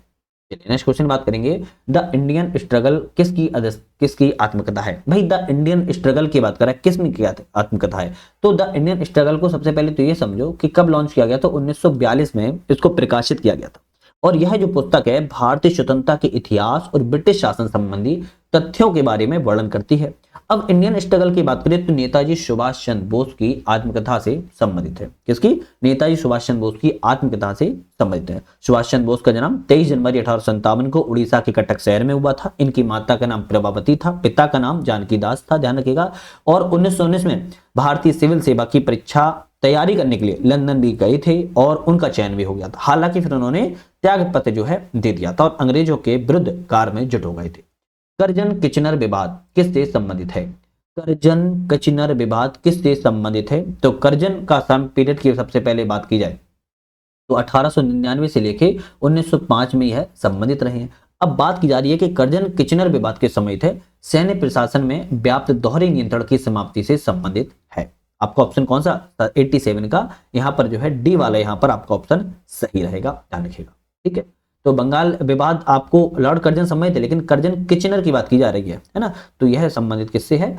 सैन्य प्रशासन में व्याप्त दोहरे नियंत्रण से संबंधित है। चलिए नेक्स्ट क्वेश्चन की तरफ बढ़ेंगे। वर्ष 1928 में प्रस्तुत की गई नेहरू रिपोर्ट में कौन सी अनुशंसाएं शामिल की गई थी?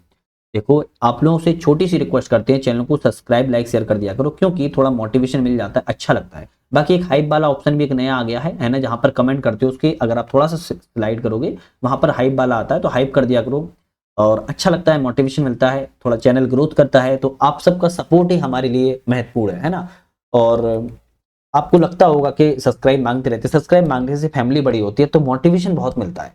जैसे आप तैयारी के लिए पढ़ रहे हो, नौकरी पाने के लिए पढ़ रहे हो, इसीलिए हम भी, आप फैमिली बड़ी हो सके हमारी, इसके लिए हम भी कार्य कर रहे हैं, तो प्लीज कर दिया करो। बाकी हमारा ऐप आ चुका है यूपीएससी नेट, उसको आप लोग जरूर डाउनलोड कर लीजिएगा, जो कि एग्जाम्स के पॉइंट ऑफ व्यू से बहुत इंपॉर्टेंट रहने वाला है। 1928 में नेहरू रिपोर्ट जो है किसकी अनुशंसाएं यहाँ पर शामिल की गई है? बात की जाए संविधान में अंतरात्मा धर्म की स्वतंत्रता का प्रावधान शामिल था, करेक्ट है। पृथक क्षेत्रों की समाप्ति के बारे में की गई थी बात, ये भी सही है। पद सोपान क्रम में न्यायपालिका का गठन किया गया था, ये भी करेक्ट है। तो तीनों ऑप्शन आपकी नेहरू रिपोर्ट से संबंधित सही है। ऑप्शन रहेगा 1, 2, 3 यहाँ पर सही है। नेहरू रिपोर्ट मतलब किसकी अध्यक्षता में? तो मोतीलाल नेहरू की अध्यक्षता में 1928 में इस रिपोर्ट को जो है प्रस्तुत किया गया था। निम्नलिखित में से किन संगठनों ने साइमन कमीशन का विरोध किया था? भाई साइमन कमीशन का विरोध जो है इन चारों में से किसके द्वारा, किस संगठन के द्वारा किया गया था बात कर रहा है? तो जस्टिस पार्टी ने विरोध किया, सेंट्रल सिंह संघ ने विरोध किया, और ऑल इंडिया अनटचेबल फेडरेशन ने विरोध किया। तो पहला, तीसरा और चौथा सही होगा। हिंदू महासभा के द्वारा साइमन कमीशन का विरोध नहीं किया गया था। ऑप्शन में यहाँ पर 1, 3, 4 रहेगा, सी वाला सही। साइमन कमीशन कब आया था? तो 1927 में आया हुआ था, ध्यान रखिएगा। और इसमें भारत के राज्य सचिव कौन थे? लॉर्ड ब्रिकन हेड थे। कभी पूछा जाए तो कह देना लॉर्ड ब्रिकन हेड जो थे राज्य सचिव थे, ध्यान रखिएगा। और किसकी अध्यक्षता में आया था? तो नाम से ही है, सर जॉन साइमन की अध्यक्षता में एक कमीशन जो है आया था। किसने इस्लामिक पुनरुत्थान के उद्देश्य से प्रारंभ किए गए फराजी आंदोलन का नेतृत्व किया है? तो इस्लामिक पुनरुत्थान के उद्देश्य से प्रारंभ किए गए फराजी आंदोलन का नेतृत्व किसके द्वारा किया गया है, बात की जा रही है। तो सैयद अहमद बरेलवी, हाजी शरीयतुल्लाह, मिर्जा गुलाम अहमद या फिर मोहम्मद कासिम नानूतबी। तो आपका ऑप्शन कौन सा रहेगा? हाजी शरीयतुल्लाह के नेतृत्व में फराजी आंदोलन का नेतृत्व जो है किया गया था। 19वीं सदी का इस्लामी पुनरुत्थानवादी आंदोलन था। 1818 में हाजी शरीयतुल्लाह ने इसका प्रारंभ जो है किया हुआ था। इसका उद्देश्य क्या था? गैर इस्लामी प्रथाओं का उन्मूलन करके इस धार्मिक इस्लाम धर्म की स्वच्छ बनाना, और इसे फरायदी आंदोलन के नाम से भी जाना जाता है। नेक्स्ट आता है कि वार्षिक शिक्षा स्थिति रिपोर्ट 2024 के बारे में कौन सा कथन सही है? तो 10 क्वेश्चन यहाँ करंट अफेयर्स के आएंगे, फिर से हमारे मॉडर्न हिस्ट्री के स्टार्ट हो जाएंगे। वार्षिक शिक्षा स्थिति रिपोर्ट 2024 के बारे में बात करा है, किसके द्वारा जारी की जाती है? ऑप्शन रहेगा प्रथम फाउंडेशन के द्वारा जो है जारी की गई। यह गैर सरकारी संगठन है। प्रथम फाउंडेशन एक तरीके से एनजीओ है, उसके द्वारा ही वार्षिक शिक्षा स्थिति की रिपोर्ट को जारी किया गया है। पूरे देश के 605 जो ग्रामीण इस जिले में 6.5 लाख जो बच्चे हैं उनको इसमें जो है शामिल किया गया है। 2005 से जारी हो रही ASER रिपोर्ट पर 3 से 16 वर्ष के बच्चों कवर करती है, और ASER जो 2024 से कोविड-19 के बाद पढ़ने और गणना संबंधी क्षमताओं की स्थिति को उजागर किया था। ध्यान रखिए। नेक्स्ट बात करेंगे नेशनल क्रिटिकल मिनरल मिशन। कौन सा है? नेशनल क्रिटिकल मिनरल मिशन के बारे में विचार करें, कौन सा ऑप्शन करेक्ट है? विचार करें तो इस मिशन की घोषणा 2024-25 में केंद्रीय बजट में की गई, करेक्ट है। इसका उद्देश्य है कि देश के भीतर और अपतटीय क्षेत्रों में महत्वपूर्ण खनिजों का अन्वेषण करना, मतलब कि खोज करना। तो हम कहेंगे दोनों ऑप्शन करेक्ट हैं। ऑप्शन रहेगा हमारा सी वाला, 1, 2 दोनों ऑप्शन हमारे यहाँ पर जो है सही है। नेक्स्ट क्वेश्चन की बात करेंगे, पुस्तक और लेखक है कौन सी पुस्तक यहाँ पर सही सम्मिलित है? बात करें warming how climate change is changing support, यह किससे संबंधित है? तो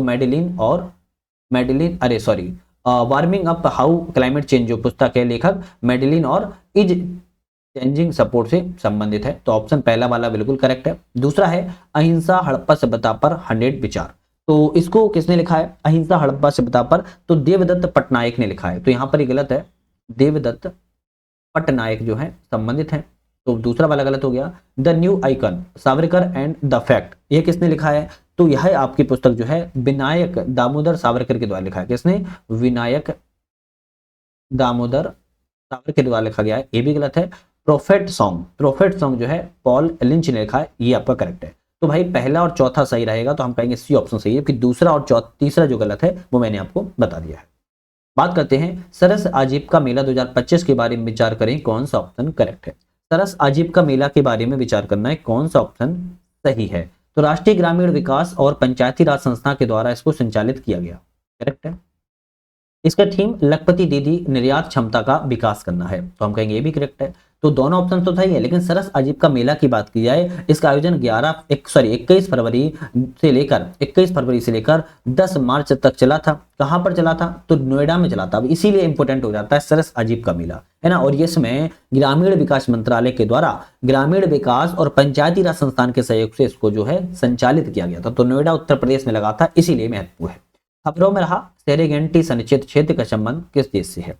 तो सेरेगेंटी संरक्षित क्षेत्र है और इसका संबंध पूछ रहा है किस देश से संबंधित है। बहुत प्यारा क्वेश्चन है। तंजानिया देश से इसका संबंध है। किससे? तंजानिया देश से इसका संबंध है। ए ऑप्शन यहाँ पर करेक्ट हो जाएगा। नेक्स्ट आता है हाल ही में विकसित आइरिस चिप के संदर्भ पर विचार करें, कौन सा ऑप्शन यहाँ पर सही है? तो आइरिस चिप के बारे में यहाँ पर कह रहा है कि विचार करिए कौन सा ऑप्शन करेक्ट है। देखें तो ये चिप का विकास ITI खड़गपुर और इसरो के द्वारा किया गया। किसके? ITI खड़गपुर और इसरो के द्वारा किया गया। क्या ये सही है? नहीं, हम कहेंगे गलत है। इसरो तो इसमें शामिल है, वो तो ठीक है, लेकिन ITI खड़गपुर नहीं बल्कि मद्रास है। क्या होगा? मद्रास होगा। तो पहला वाला गलत हो गया। इसका उपयोग अंतरिक्ष क्षेत्र में लॉन्च वाहनों ग्राउंड स्टेशनों पर किया जा सकता है, बिल्कुल करेक्ट है। यह इंटरनेट ऑफ थिंग्स और औद्योगिक IoT इंटरनेट ऑफ थिंग्स उपकरणों के लिए महत्वपूर्ण है, तो हम कहेंगे ये भी ठीक है। तो दूसरा और तीसरा सही है, तो केवल 2 सही रहेंगे। पहला वाला ऑप्शन यहाँ पर गलत है। नेक्स्ट क्वेश्चन की बात करेंगे। सूची 1 और सूची 2 है, आर्द्रभूमि है और अवस्थिति किस आर्द्रभूमि की स्थिति किस राज्य में है? जैसी बात करी जाए हम शक्कर कोट्टई पच्छिमवर्ण की बात करें, तमिलनाडु राज्य में है, करेक्ट है। थेरथंगल पच्छिमवर्ण की बात करें तो ये आपके तमिलनाडु राज्य में है, ये भी तो आपका तमिलनाडु राज्य में है ये आपका, तो गलत हो गया। खेचियो पलरी आर्द्रभूमि की बात की जाए तो आपके सिक्किम राज्य में है, बिल्कुल करेक्ट है। और उद्भव झील पक्षीवर्ण की बात की जाए तो आपके झारखंड राज्य में है ये भी। तो आपके ऑप्शन यहाँ पर 1 2 3 तीन सही हैं, तो हम कहेंगे सी वाला रहेगा। दूसरा वाला जो गलत था थेर थंगल पक्षी अभ्यारण्य केरल में नहीं बल्कि तमिलनाडु राज्य में स्थित है। चलिए बात करेंगे लेजिम लोकनृत्य का संबंध किस राज्य से है। लेजिम लोकनृत्य का संबंध की बात की किस राज्य से है, ऑप्शन रहेगा महाराष्ट्र राज्य से लेजिम लोकनृत्य का संबंध है। और इसमें क्या होता है, एक छोटा संगीत वाद्य यंत्र होता है, उसमें धातु की पतली डिस्क लगी होती है और जो कि झनकार झनकार जो है उत्पन्न करती है। यही शास्त्रीय नृत्य जो है नृतक इसका उपयोग करते हैं, इसलिए लोजिम लोक नृत्य जो है महाराष्ट्र राज्य से संबंधित है।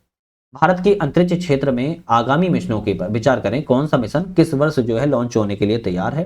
तो बात की जाए गगनयान के लिए व्योम रोबोट मिशन जो है, गगनयान के लिए व्योम रोबोट जो मिशन है कब लॉन्च किया गया। यह एक अर्ध मानव रोबोट है। क्या है, अर्ध मानव रोबोट है, मतलब किसी मानव की तरह फैसिलिटी डाली गई, बस मानव नहीं है पूर्ण रूप से। तो यह अर्ध मानव रोबोट मिशन है और इस वर्ष जो है आगामी मिशनों में शामिल किया गया है। तो कहेंगे हम 2025 में ही आगामी मिशनों में शामिल किया गया है, बिल्कुल करेक्ट है।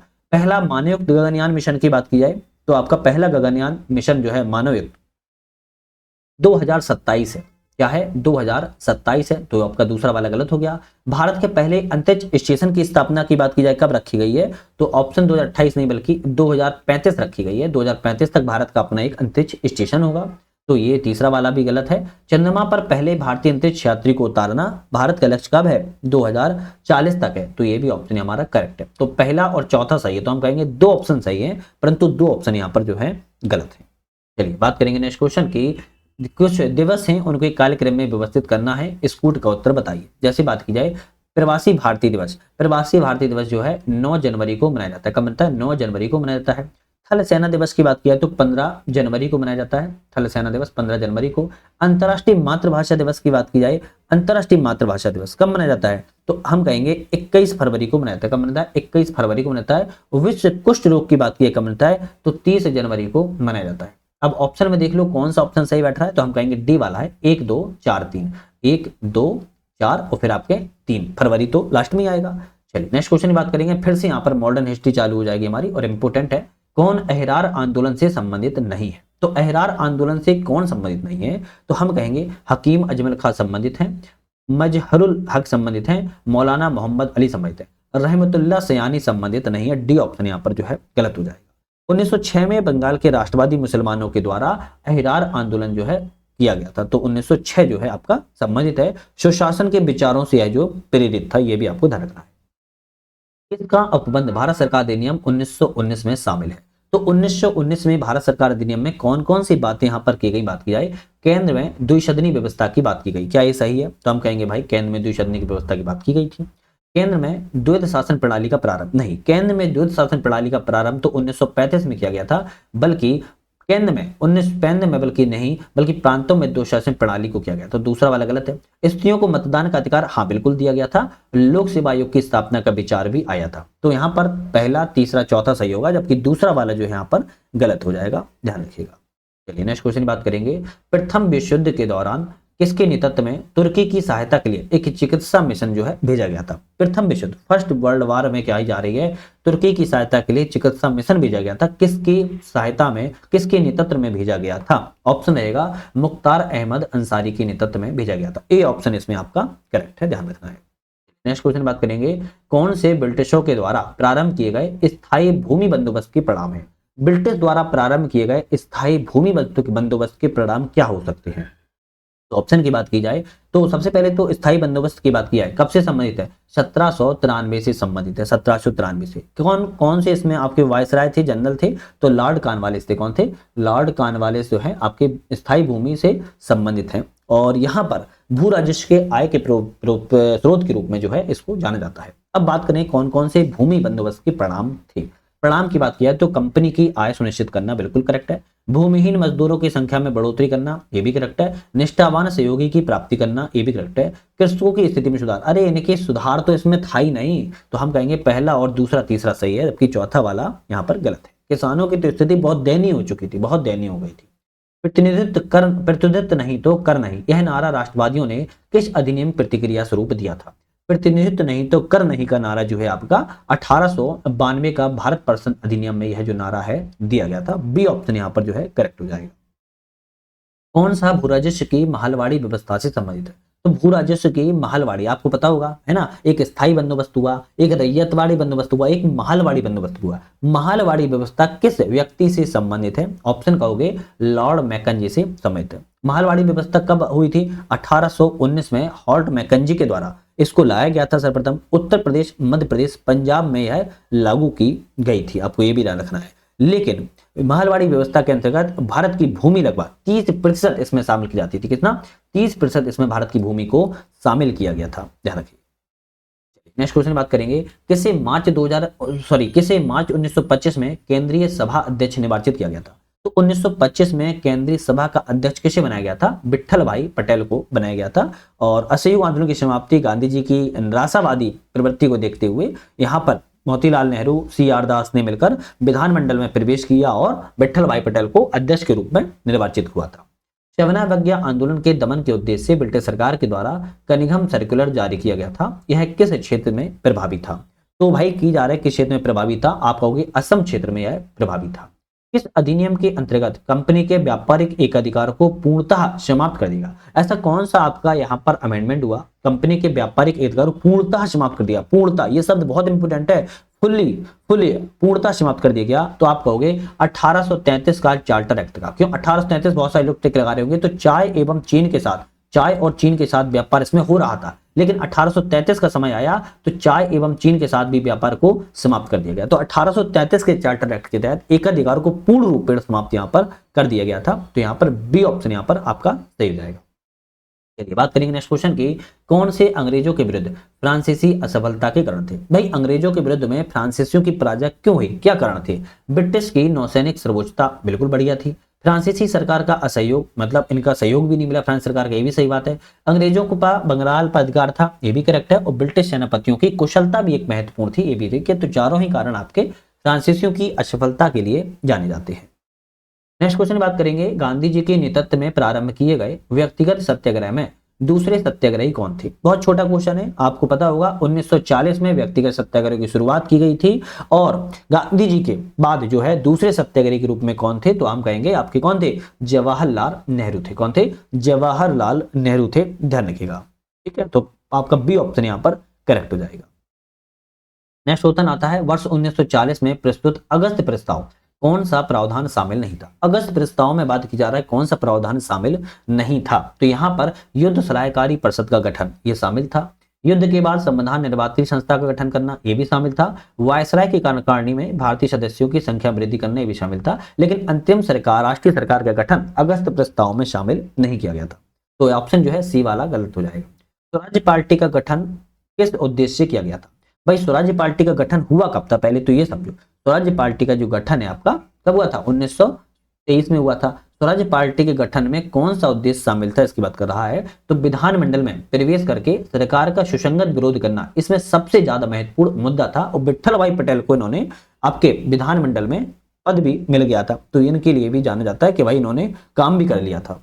किस जनजाति विद्रोह को उलगुलान के नाम से जाना जाता है? एक जनजाति विद्रोह है जिसे उलगुलान के विद्रोह से जाना जाता है। तो बिरसा मुंडा को, किसको? मुंडा विद्रोह को। कौन से? मुंडा विद्रोह को आपका ध्यान रखना है। मुंडा विद्रोह को उल्लंघन विद्रोह के नाम से भी जाना जाता है। बिरसा मुंडा के नेतृत्व में हुआ था, जिसमें दीकुओं और जमींदारों को शोषण जो हो रहा था उसके विरोध में किया गया था।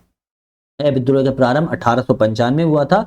मुख्यतः मुंडा जनजाति में यह सामूहिक खेती के लिए व्यवस्था थी खुदकट्टी, उसको समाप्त करके बैठ जो बेगारी प्रथा पर शोषण कर रहे थे उसके खिलाफ में जो उल्लंघन विद्रोह या मुंडा विद्रोह जो है, जो भी कह लो आप, इसमें देखा जाता है। सर सैयद अहमद खान के कार्यों में कौन सा कथन यहाँ पर सही है? सर सैयद अहमद खान के बारे में विचार करें तो पाश्चात्य शिक्षा के, मतलब पश्चिमी शिक्षा के समर्थक थे, करेक्ट है।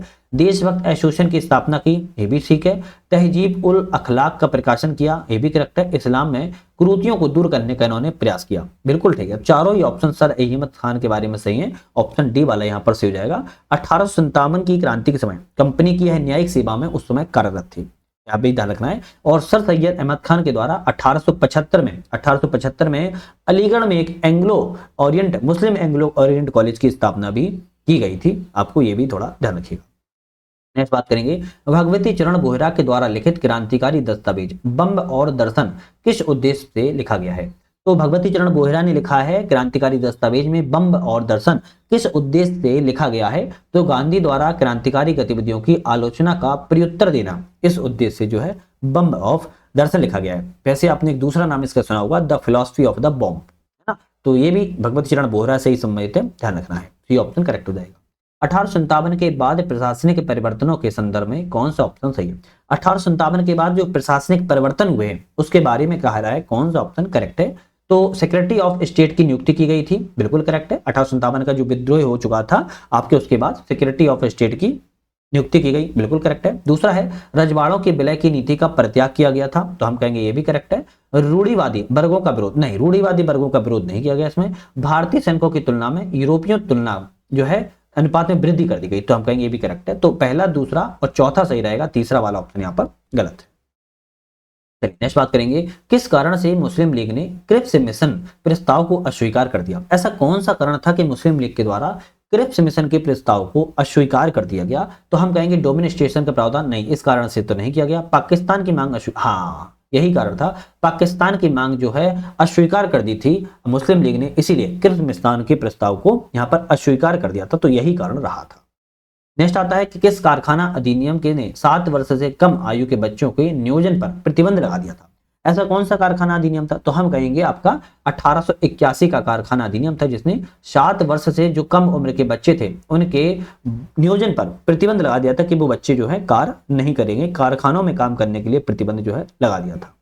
नेक्स्ट आता है कि पुस्तक और लेखक है, कौन सी पुस्तक किस लेखक से संबंधित है? तो बात करें हम जैसे द ग्रेट रिबेलियन की बात की जाए, यह पुस्तक जो है कौन लेखक है? अशोक मेहता संबंधित है। कौन है? अशोक मेहता संबंधित है, तो ये गलत है एक तरीके से।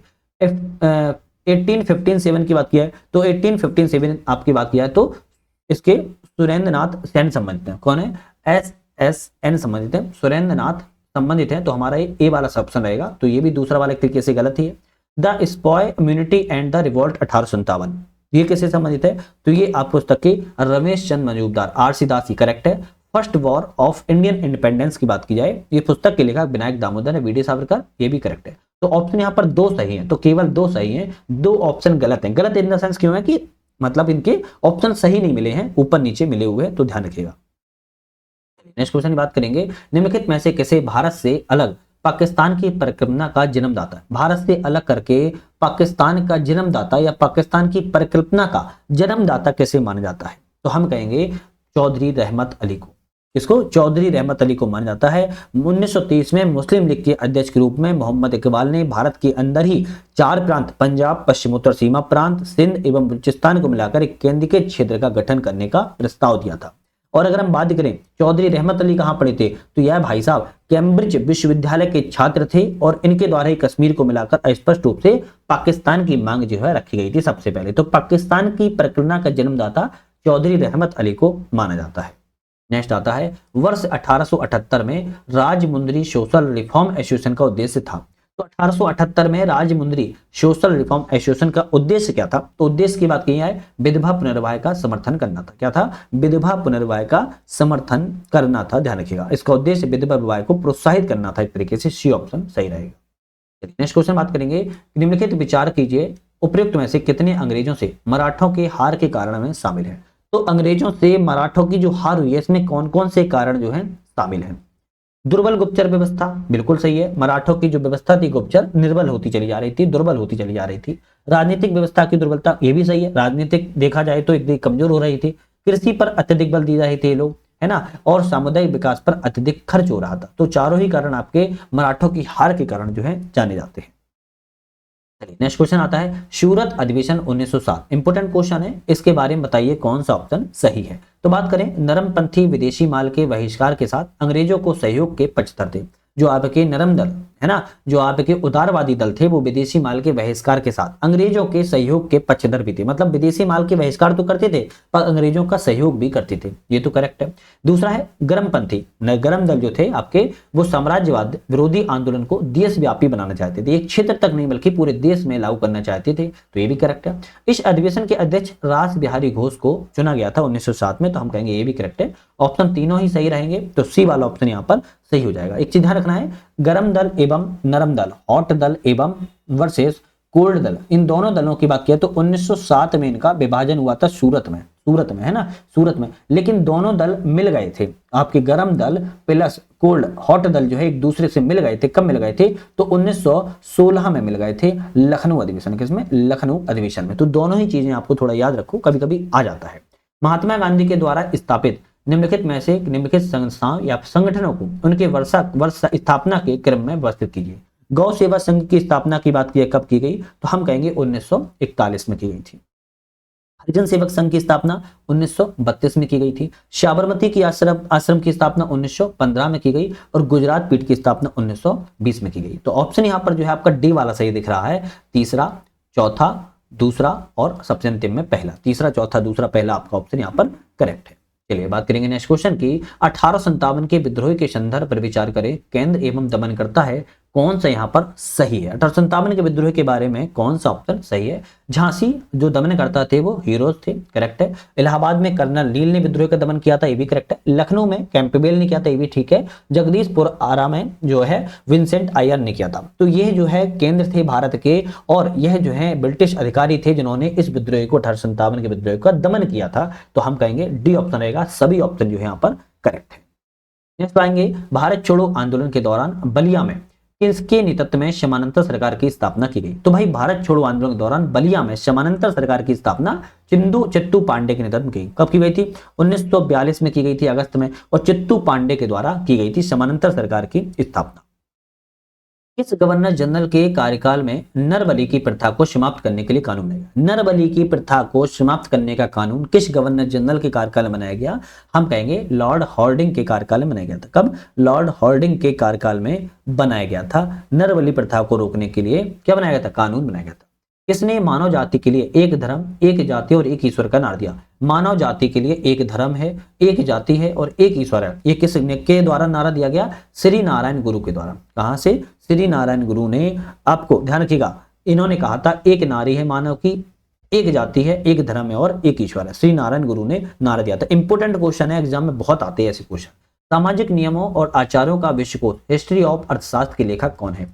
सामाजिक नियमों और आचारों के विश्वकोश हिस्ट्री ऑफ अर्थशास्त्र धर्मशास्त्र के लेखक की बात की जाए तो हम कहेंगे पांडुरंग बामन काड़े हैं। कौन है? पांडुरंग बामन काड़े हैं। इनके टाइम पीरियड की बात किया तो 1880 से लेके 1972 संस्कृत के है। कौन रहे? प्रकांड पंडित या समाज सुधारक के रूप में जाने जाते हैं। ए ऑप्शन यहाँ पर करेक्ट है। अब देखो बहुत सारे लोग ये कहते हो आप लोग के सर आप डिटेल नहीं बताते हो। अगर हम 150 क्वेश्चन में डिटेल बताएंगे तो सोचो वीडियो कितनी लंबी हो जाएंगी। दूसरी बात, हम उम्मीद करते हैं आपने अपना पूरा सिलेबस, पूरा जो कोर्स है वो पढ़ा ही होगा। उस कोर्स को पढ़ने के बाद आप यहाँ प्रैक्टिस सीरीज कर रहे हो, एक तरीके से टेस्ट लगा रहे हो। अगर प्रत्येक क्वेश्चन की डिटेल में घुसते चले जाओगे तो ये वीडियो जो है ना बहुत लंबी लंबी हो जाएंगी। मुझे दिक्कत नहीं है, दिक्कत ये है कि आप लोगों का जो टारगेट है, हमारा टारगेट है 200 टेस्ट सीरीज को कंप्लीट कराना, वो टेस्ट सीरीज का टारगेट जो है नहीं हो पाएगा मेरा, इसलिए मुझे दुख होता है। फिर 200 टेस्ट सीरीज का मुझे टारगेट रहता है कि 200 टेस्ट सीरीज आपको प्रत्येक एग्जाम की लगवा सके। खैर कोई बात नहीं। निम्नलिखित में से कौन सा असहयोग आंदोलन के दौरान रचनात्मक कार्यों में शामिल था? तो असहयोग आंदोलन के दौरान रचनात्मक कार्यों में कौन शामिल था? राष्ट्रीय विद्यालयों की स्थापना करना, अस्पृश्यता की समाप्ति करना, स्वदेशी का प्रसार करना। तो तीनों ऑप्शन करेक्ट है, तो हमारा डी ऑप्शन यहाँ पर सही हो जाएगा। नेक्स्ट क्वेश्चन बात करेंगे, निम्नलिखित में से किस मराठा सेनापति ने सवाई राजा जयसिंह के साथ मिलकर विधवा पुनर्वास को बढ़ावा देने का प्रयास किया? तो किस मराठा सेनापति ने सवाई राजा जयसिंह के मिलकर विधवा पुनर्वास को बढ़ावा देने का प्रयास किया था? परशुराम भाऊ। कौन थे मराठा सेनापति? परशुराम भाऊ थे। 18वीं सदी में यह भारत में परिवार की व्यवस्था प्रजातात्मक थी, यानी परिवार में वरिष्ठ पुरुष सदस्य का बोलबाला था। संपत्ति के भाग में सिर्फ पुरुषों को ही मिलता था, परंतु केरल में नयनार समुदाय में परिवार मत प्रधान था। आपको ध्यान रखना है उस समय, है ना, मात परिवार था, याद रखिए। इस आंदोलन के दौरान गढ़वाल रेजिमेंट के सिपाहियों ने खुदाई खिदमतगार लाल कुर्ती धारकों पर गोली चलाने से इनकार कर दिया था। तो ऐसा कौन सा आपका आंदोलन हुआ जिस आंदोलन में गढ़वाल रेजिमेंट के जो सिपाही थे उन्होंने खुदाई खिदमतगार लाल कुर्ती धारकों पर गोली चलाने से इनकार कर दिया था? ऑप्शन रहेगा शवनय अवज्ञा आंदोलन दौरान। और यहां से ब्रिटिश का भ्रम टूट गया था कि फूट डालो राज करो की नीति उनकी सफल है। यहां से ब्रिटिश का भ्रम फूट गया था। कौन सा ब्रिटिश सरकार के अंतर्गत बटलर समिति का उद्देश्य है? भाई बटलर समिति का उद्देश्य क्या था? तो ब्रिटिश एवं देशी रियासतों के मध्य में संबंधों का निर्धारण करना बटलर समिति का उद्देश्य था। चलिए नेक्स्ट क्वेश्चन की बात करेंगे, निम्नलिखित में से कौन भारत में प्राच्यवादी शिक्षा के समर्थक थे? भारत में पश्चिमी शिक्षा के समर्थक किसे माने जाते हैं? एक तो चार्ल्स विल्सन को माना जाता है, दूसरा एच विल्सन को माना जाता है। तो चार्ल्स विल्सन, एच विल्सन को भारत में पश्चिमी प्राच्यवादी शिक्षा के समर्थक के रूप में माना जाता है। तो ऑप्शन रहेगा पहला और दूसरा, तीसरा और चौथा इसमें शामिल नहीं है, ध्यान रखिएगा। ठीक, चलिए नेक्स्ट क्वेश्चन की बात करेंगे। नेक्स्ट क्वेश्चन आता है यहाँ पर 1857 के विद्रोह से संबंधित मंगल पांडे ब्रिटिश सेना के किस रेजिमेंट में नियुक्त थे? अच्छा क्वेश्चन है ना। ब्रिटिश सेना में मंगल पांडे किस रेजिमेंट में नियुक्त थे? तो आप कहेंगे 34वीं नेटिव इन्फेंट्री में शामिल थे। 34वीं इन्फेंट्री रेजिमेंट में शामिल थे। 1857 के जो विद्रोह मुख्य तौर पर क्यों था? क्योंकि जो नई एनफील्ड बंदूकें आई थी वहां पर हड्डियों का चूर्ण मिलाकर उसमें बनाया गया था। इस कारतूसों में सुअर एवं गाय के मांस से बनी थी और इसको मुंह से खोला जाता था, इसलिए 1857 का विद्रोह की चिंगारी फैली थी। नेक्स्ट आता है कि कौन कांग्रेस अधिवेशन को संबोधित करने वाली कलकत्ता विश्वविद्यालय की पहली महिला स्नातक थी? कलकत्ता विश्वविद्यालय की पहली महिला स्नातक के रूप में बात कर रहा है कादम्बिनी गांगुली थी। कौन थी? कादम्बिनी गांगुली थी। आपको ध्यान रखना, एक तरीके से फिजिशियन थी। किन समाचार पत्रों का संपादन लाला लाजपत राय ने किया है? तो ऐसे कौन कौन से समाचार पत्र जिनका संपादन लाला लाजपत राय के द्वारा किया गया? ऑप्शन रहेंगे पंजाबी, दूसरा वंदे मातरम, तीसरा द पीपल। सुधारक नहीं है तो पंजाबी, वंदे मातरम, पीपल समेत सी ऑप्शन यहाँ पर जो है करेक्ट हो जाएगा। सुधारक समाचार पत्र का अगर पूछा जाए संपादन किसने किया था तो गणेश आयंगर ने किया था। किसने? गणेश आयंगर के द्वारा जो है आयगर के द्वारा जो है किया गया था। ठीक है, चलिए नेक्स्ट क्वेश्चन की बात करेंगे। निम्नलिखित में से कौन सी विशेषताएं 1861 की अधिनियम से संबंधित है? भाई 1861 के अधिनियम से कौन कौन सी विशेषताएं इसमें शामिल हैं? तो अगर हम शामिल की बात किया है तो मंत्रिमंडलीय प्रणाली का प्रारंभ, ठीक है, और दूसरा है वायसराय को अध्यादेश जारी करने का अधिकार। द्वैध शासन प्रणाली की समाप्ति नहीं, इसमें शामिल नहीं है। आपकी भारतीय सदस्यों को बजट पर चर्चा करना भी इसमें शामिल नहीं है। तो एक ऑप्शन रहेगा केवल पहला और दूसरा ऑप्शन यहाँ पर सही है, ध्यान रखिएगा। ठीक है, नेक्स्ट करेंगे राजाजी फॉर्मूला के संदर्भ पर विचार करें कौन सा सही है? राजाजी फॉर्मूला के बारे में विचार करना है। कांग्रेस और मुस्लिम लीग मिलकर स्थायी सरकार, अरे नहीं गलत है। विभाजन की स्थिति में रक्षा, संचार और व्यापार हेतु संयुक्त समझौता किया गया था। हाँ बिल्कुल ठीक है, तो केवल दूसरा वाला सही है, पहला वाला यहाँ पर आपके राजाजी राजगोपालाचारी फॉर्मूला से संबंधित है। चलिए, वेतन आयोग के संदर्भ पर विचार करें कौन सा कथन यहाँ पर सही है? तो वेतन आयोग के बारे में पूछ रहा है कितने कथन यहाँ पर सही हैं। आयोग का अध्यक्ष उच्च न्यायालय के सेवानिवृत्त न्यायाधीश होता है जिसकी नियुक्ति राष्ट्रपति के द्वारा होती है। क्या सही लिखा है? भाई आयोग का अध्यक्ष कौन होगा? आयोग का अध्यक्ष कौन होगा? केंद्र सरकार के कर्मचारी पेंशन भोगियों के वेतन भत्ते, सेवा शर्तें समीक्षा के लिए समय समय पर गठित किया जाता है वेतन आयोग को। ये समझ गए? अध्यक्ष उच्च न्यायालय का सेवानिवृत्त न्यायाधीश होता है, ये तो बात ठीक है। इसकी नियुक्ति केंद्र सरकार के द्वारा की जाती है। इसकी नियुक्ति कौन करता है? केंद्र सरकार के द्वारा की जाती है। तो राष्ट्रपति लिखा है, पहली बात तो गलत हो गया। दूसरी बात, राष्ट्रपति आयोग के गठन की अधिसूचना जारी करता है और वास्तविक रूप से नियुक्ति केंद्र सरकार करती है। तो पहला वाला गलत हो गया। भारत में पहले वेतन आयोग का गठन 1946-47 में किया गया था। क्या ये सही है? हम कहेंगे हाँ बिल्कुल करेक्ट है। दूसरा है इसकी सिफारिश गैर बाध्यकारी प्रवृत्ति को होती है, मानना या ना मानना ये केंद्र सरकार पर निर्भर करता है। तो हम कहेंगे ये भी करेक्ट है। तो दो सही है, पहला ऑप्शन यहाँ पर गलत है। हाल ही में चर्चा में रहा ग्लियोब्लास्टोमा का संबंध किससे है? तो ग्लियोब्लास्टोमा का संबंध पूछ रहा है किस चीज से है? तो हम कहेंगे एक प्रकार का यह कैंसर होता है। क्या होता है? एक प्रकार का कैंसर होता है और एक तरीके से ब्रेन ट्यूमर होता है। ब्रेन ट्यूमर को ही हम इसको समझते हैं। हाल ही में किस राज्य की सांस्कृतिक हस्तशिल्प विरासत घर चोला को जीआई टैग मिला है? अब घर चोला पर मैंने एक वीडियो भी बनाई थी प्रॉपर, अगर आप लोगों ने नहीं देखी है तो देख लेना, मैं डिस्क्रिप्शन में डाल दूंगा उसकी लिंक को। घर चोला जीआई टैग इंपोर्टेंट भी है, अच्छा भी है, थोड़ा समझने में आसानी हो जाएगी। गुजरात राज्य के घर चोला को जीआई टैग जो है दिया गया था। नेक्स्ट क्वेश्चन बात करेंगे। निम्नलिखित हाल ही में खबरों में रहा पार्थ सारथी मंदिर कौन सा है? पार्थ सारथी मंदिर पर विचार करें कौन सा सही है? पार्थ सारथी मंदिर भगवान शिव को समर्पित हिंदू मंदिर है। भगवान शिव को समर्पित नहीं है, भगवान विष्णु को समर्पित है। पहली बात तो गलत हो गया। इसका निर्माण बेसर शैली में करवाया गया है। क्या ये सही है? तो हम कहेंगे इसका निर्माण द्रविड़ शैली में हुआ है। किसमें हुआ है? द्रविड़ शैली में हुआ है। भाई ये भी गलत है। यह नरसिंह वर्मन प्रथम के शासनकाल में निर्मित मंदिर है। हाँ सही है। तो केवल एक ऑप्शन सही है जबकि दूसरा ऑप्शन गलत है। राष्ट्रीय सफाई कर्मचारी आयोग के संदर्भ पर विचार करें कौन सा सही है? राष्ट्रीय सफाई कर्मचारी आयोग के बारे में विचार करें तो यह इसका गठन संसद के अधिनियम के द्वारा किया गया। करेक्ट है। श्रम मंत्रालय के अधीन नहीं, श्रम मंत्रालय के अधीन कार्य नहीं करता है। सामाजिक न्याय अधिकारिता मंत्रालय के अंतर्गत कार्य करता है। तो केवल पहला वाला सही है जबकि दूसरा वाला गलत है। चलिए नेक्स्ट क्वेश्चन देखते हैं। हाल ही में सुर्खियों में रहा 6x6 रणनीति का संबंध किससे है? तो भाई इसका संबंध किससे है तो बात की जाए तो यह रणनीति का संबंध टीबी तपेदिक से है। किससे? टीबी तपेदिक बीमारी से। अब क्या है, यह रणनीति भारत में टीबी नियंत्रण कार्यक्रम के तहत अपनाई गई है, जिसका उद्देश्य टीबी के निदान, उपचार और नियंत्रण के लिए प्रभावी है। इसमें 6 महीने का इलाज शामिल किया गया है। रोगी को 6 महीने तक दवाइयां नियमित रूप से इसमें दी जाती है। 6 सप्ताह के भीतर रोगी निदान और उपचार शुरू करने के लिए जोर देता है। 6 मुख्य उपायों पर इसको नियंत्रित किया जाता है: जल्दी पहचान, जल्दी इलाज, रोगी निगरानी और जागरूकता बढ़ाना। इस तरीके से 6x6 पर रणनीति पर टीबी पर यह कार्य किया जा रहा है। हाल ही में खबरों में रहा चश्मा परमाणु संयंत्र 5 T5 जिसे कह रहे हैं, इसकी स्थापना किस देश में की गई है? तो इसकी स्थापना पाकिस्तान देश में की गई है। थोड़ा इसको ध्यान रखिएगा। इसमें जो है परमाणु ऊर्जा संयंत्र लगा रहा है पाकिस्तान और 1200 मेगावाट का चीन की सहायता से लगा रहा है। नोरो वायरस के संदर्भ पर विचार करें, कौन सा ऑप्शन सही है? नोरो वायरस के बारे में विचार करना है तो विचार करें, यह विंटर वोमिटिंग बग भी कहा जाता है। ऐसे क्या कहा जाता है? विंटर वोमिटिंग बग के रूप में इसको जाना जाता है। करेक्ट है। डायरिया उत्पन्न होने वाले रोटोवायरस के समान है, ये भी सही है। इसका निदान एंजाइम लिंक्ड इम्यूनोसार्वेंट ऐसे एलिसा के परीक्षण के नहीं, ये तो गलत है भाई। तो ऑप्शन यहाँ पर रहेगा केवल पहला और दूसरा सही है। 2 ऑप्शन यहाँ पर करेक्ट है, जबकि तीसरा वाला गलत है। हाल ही में जारी विभिन्न राज्यों में लॉजिस्टिक सुगमता 2024 के बारे में विचार करें, कौन सा ऑप्शन सही है? तो हाल ही में विभिन्न राज्यों में जारी की गई है लॉजिस्टिक सुगमता 2024, इसके बारे में विचार करें, कौन सा ऑप्शन सही है? तो विचार अगर की जाए कौन सा सही है, इसे पहली बार 2020 में जारी किया गया था। तो पहली बार 2020 में नहीं बल्कि 2018 में इसको पहली बार जारी किया गया था, तो गलत हो गया। भू आविष्टित राज्यों में हरियाणा, उत्तर प्रदेश, उत्तराखंड अचीवर श्रेणी में शामिल है, बिल्कुल करेक्ट है। तटीय राज्यों में केरल और पश्चिम बंगाल एस्पायर श्रेणी में शामिल है, मतलब कि इनसे इंस्पायर हो सके लोग, ये भी सही है। तो केवल 2 सही है, जबकि पहला वाला गलत है।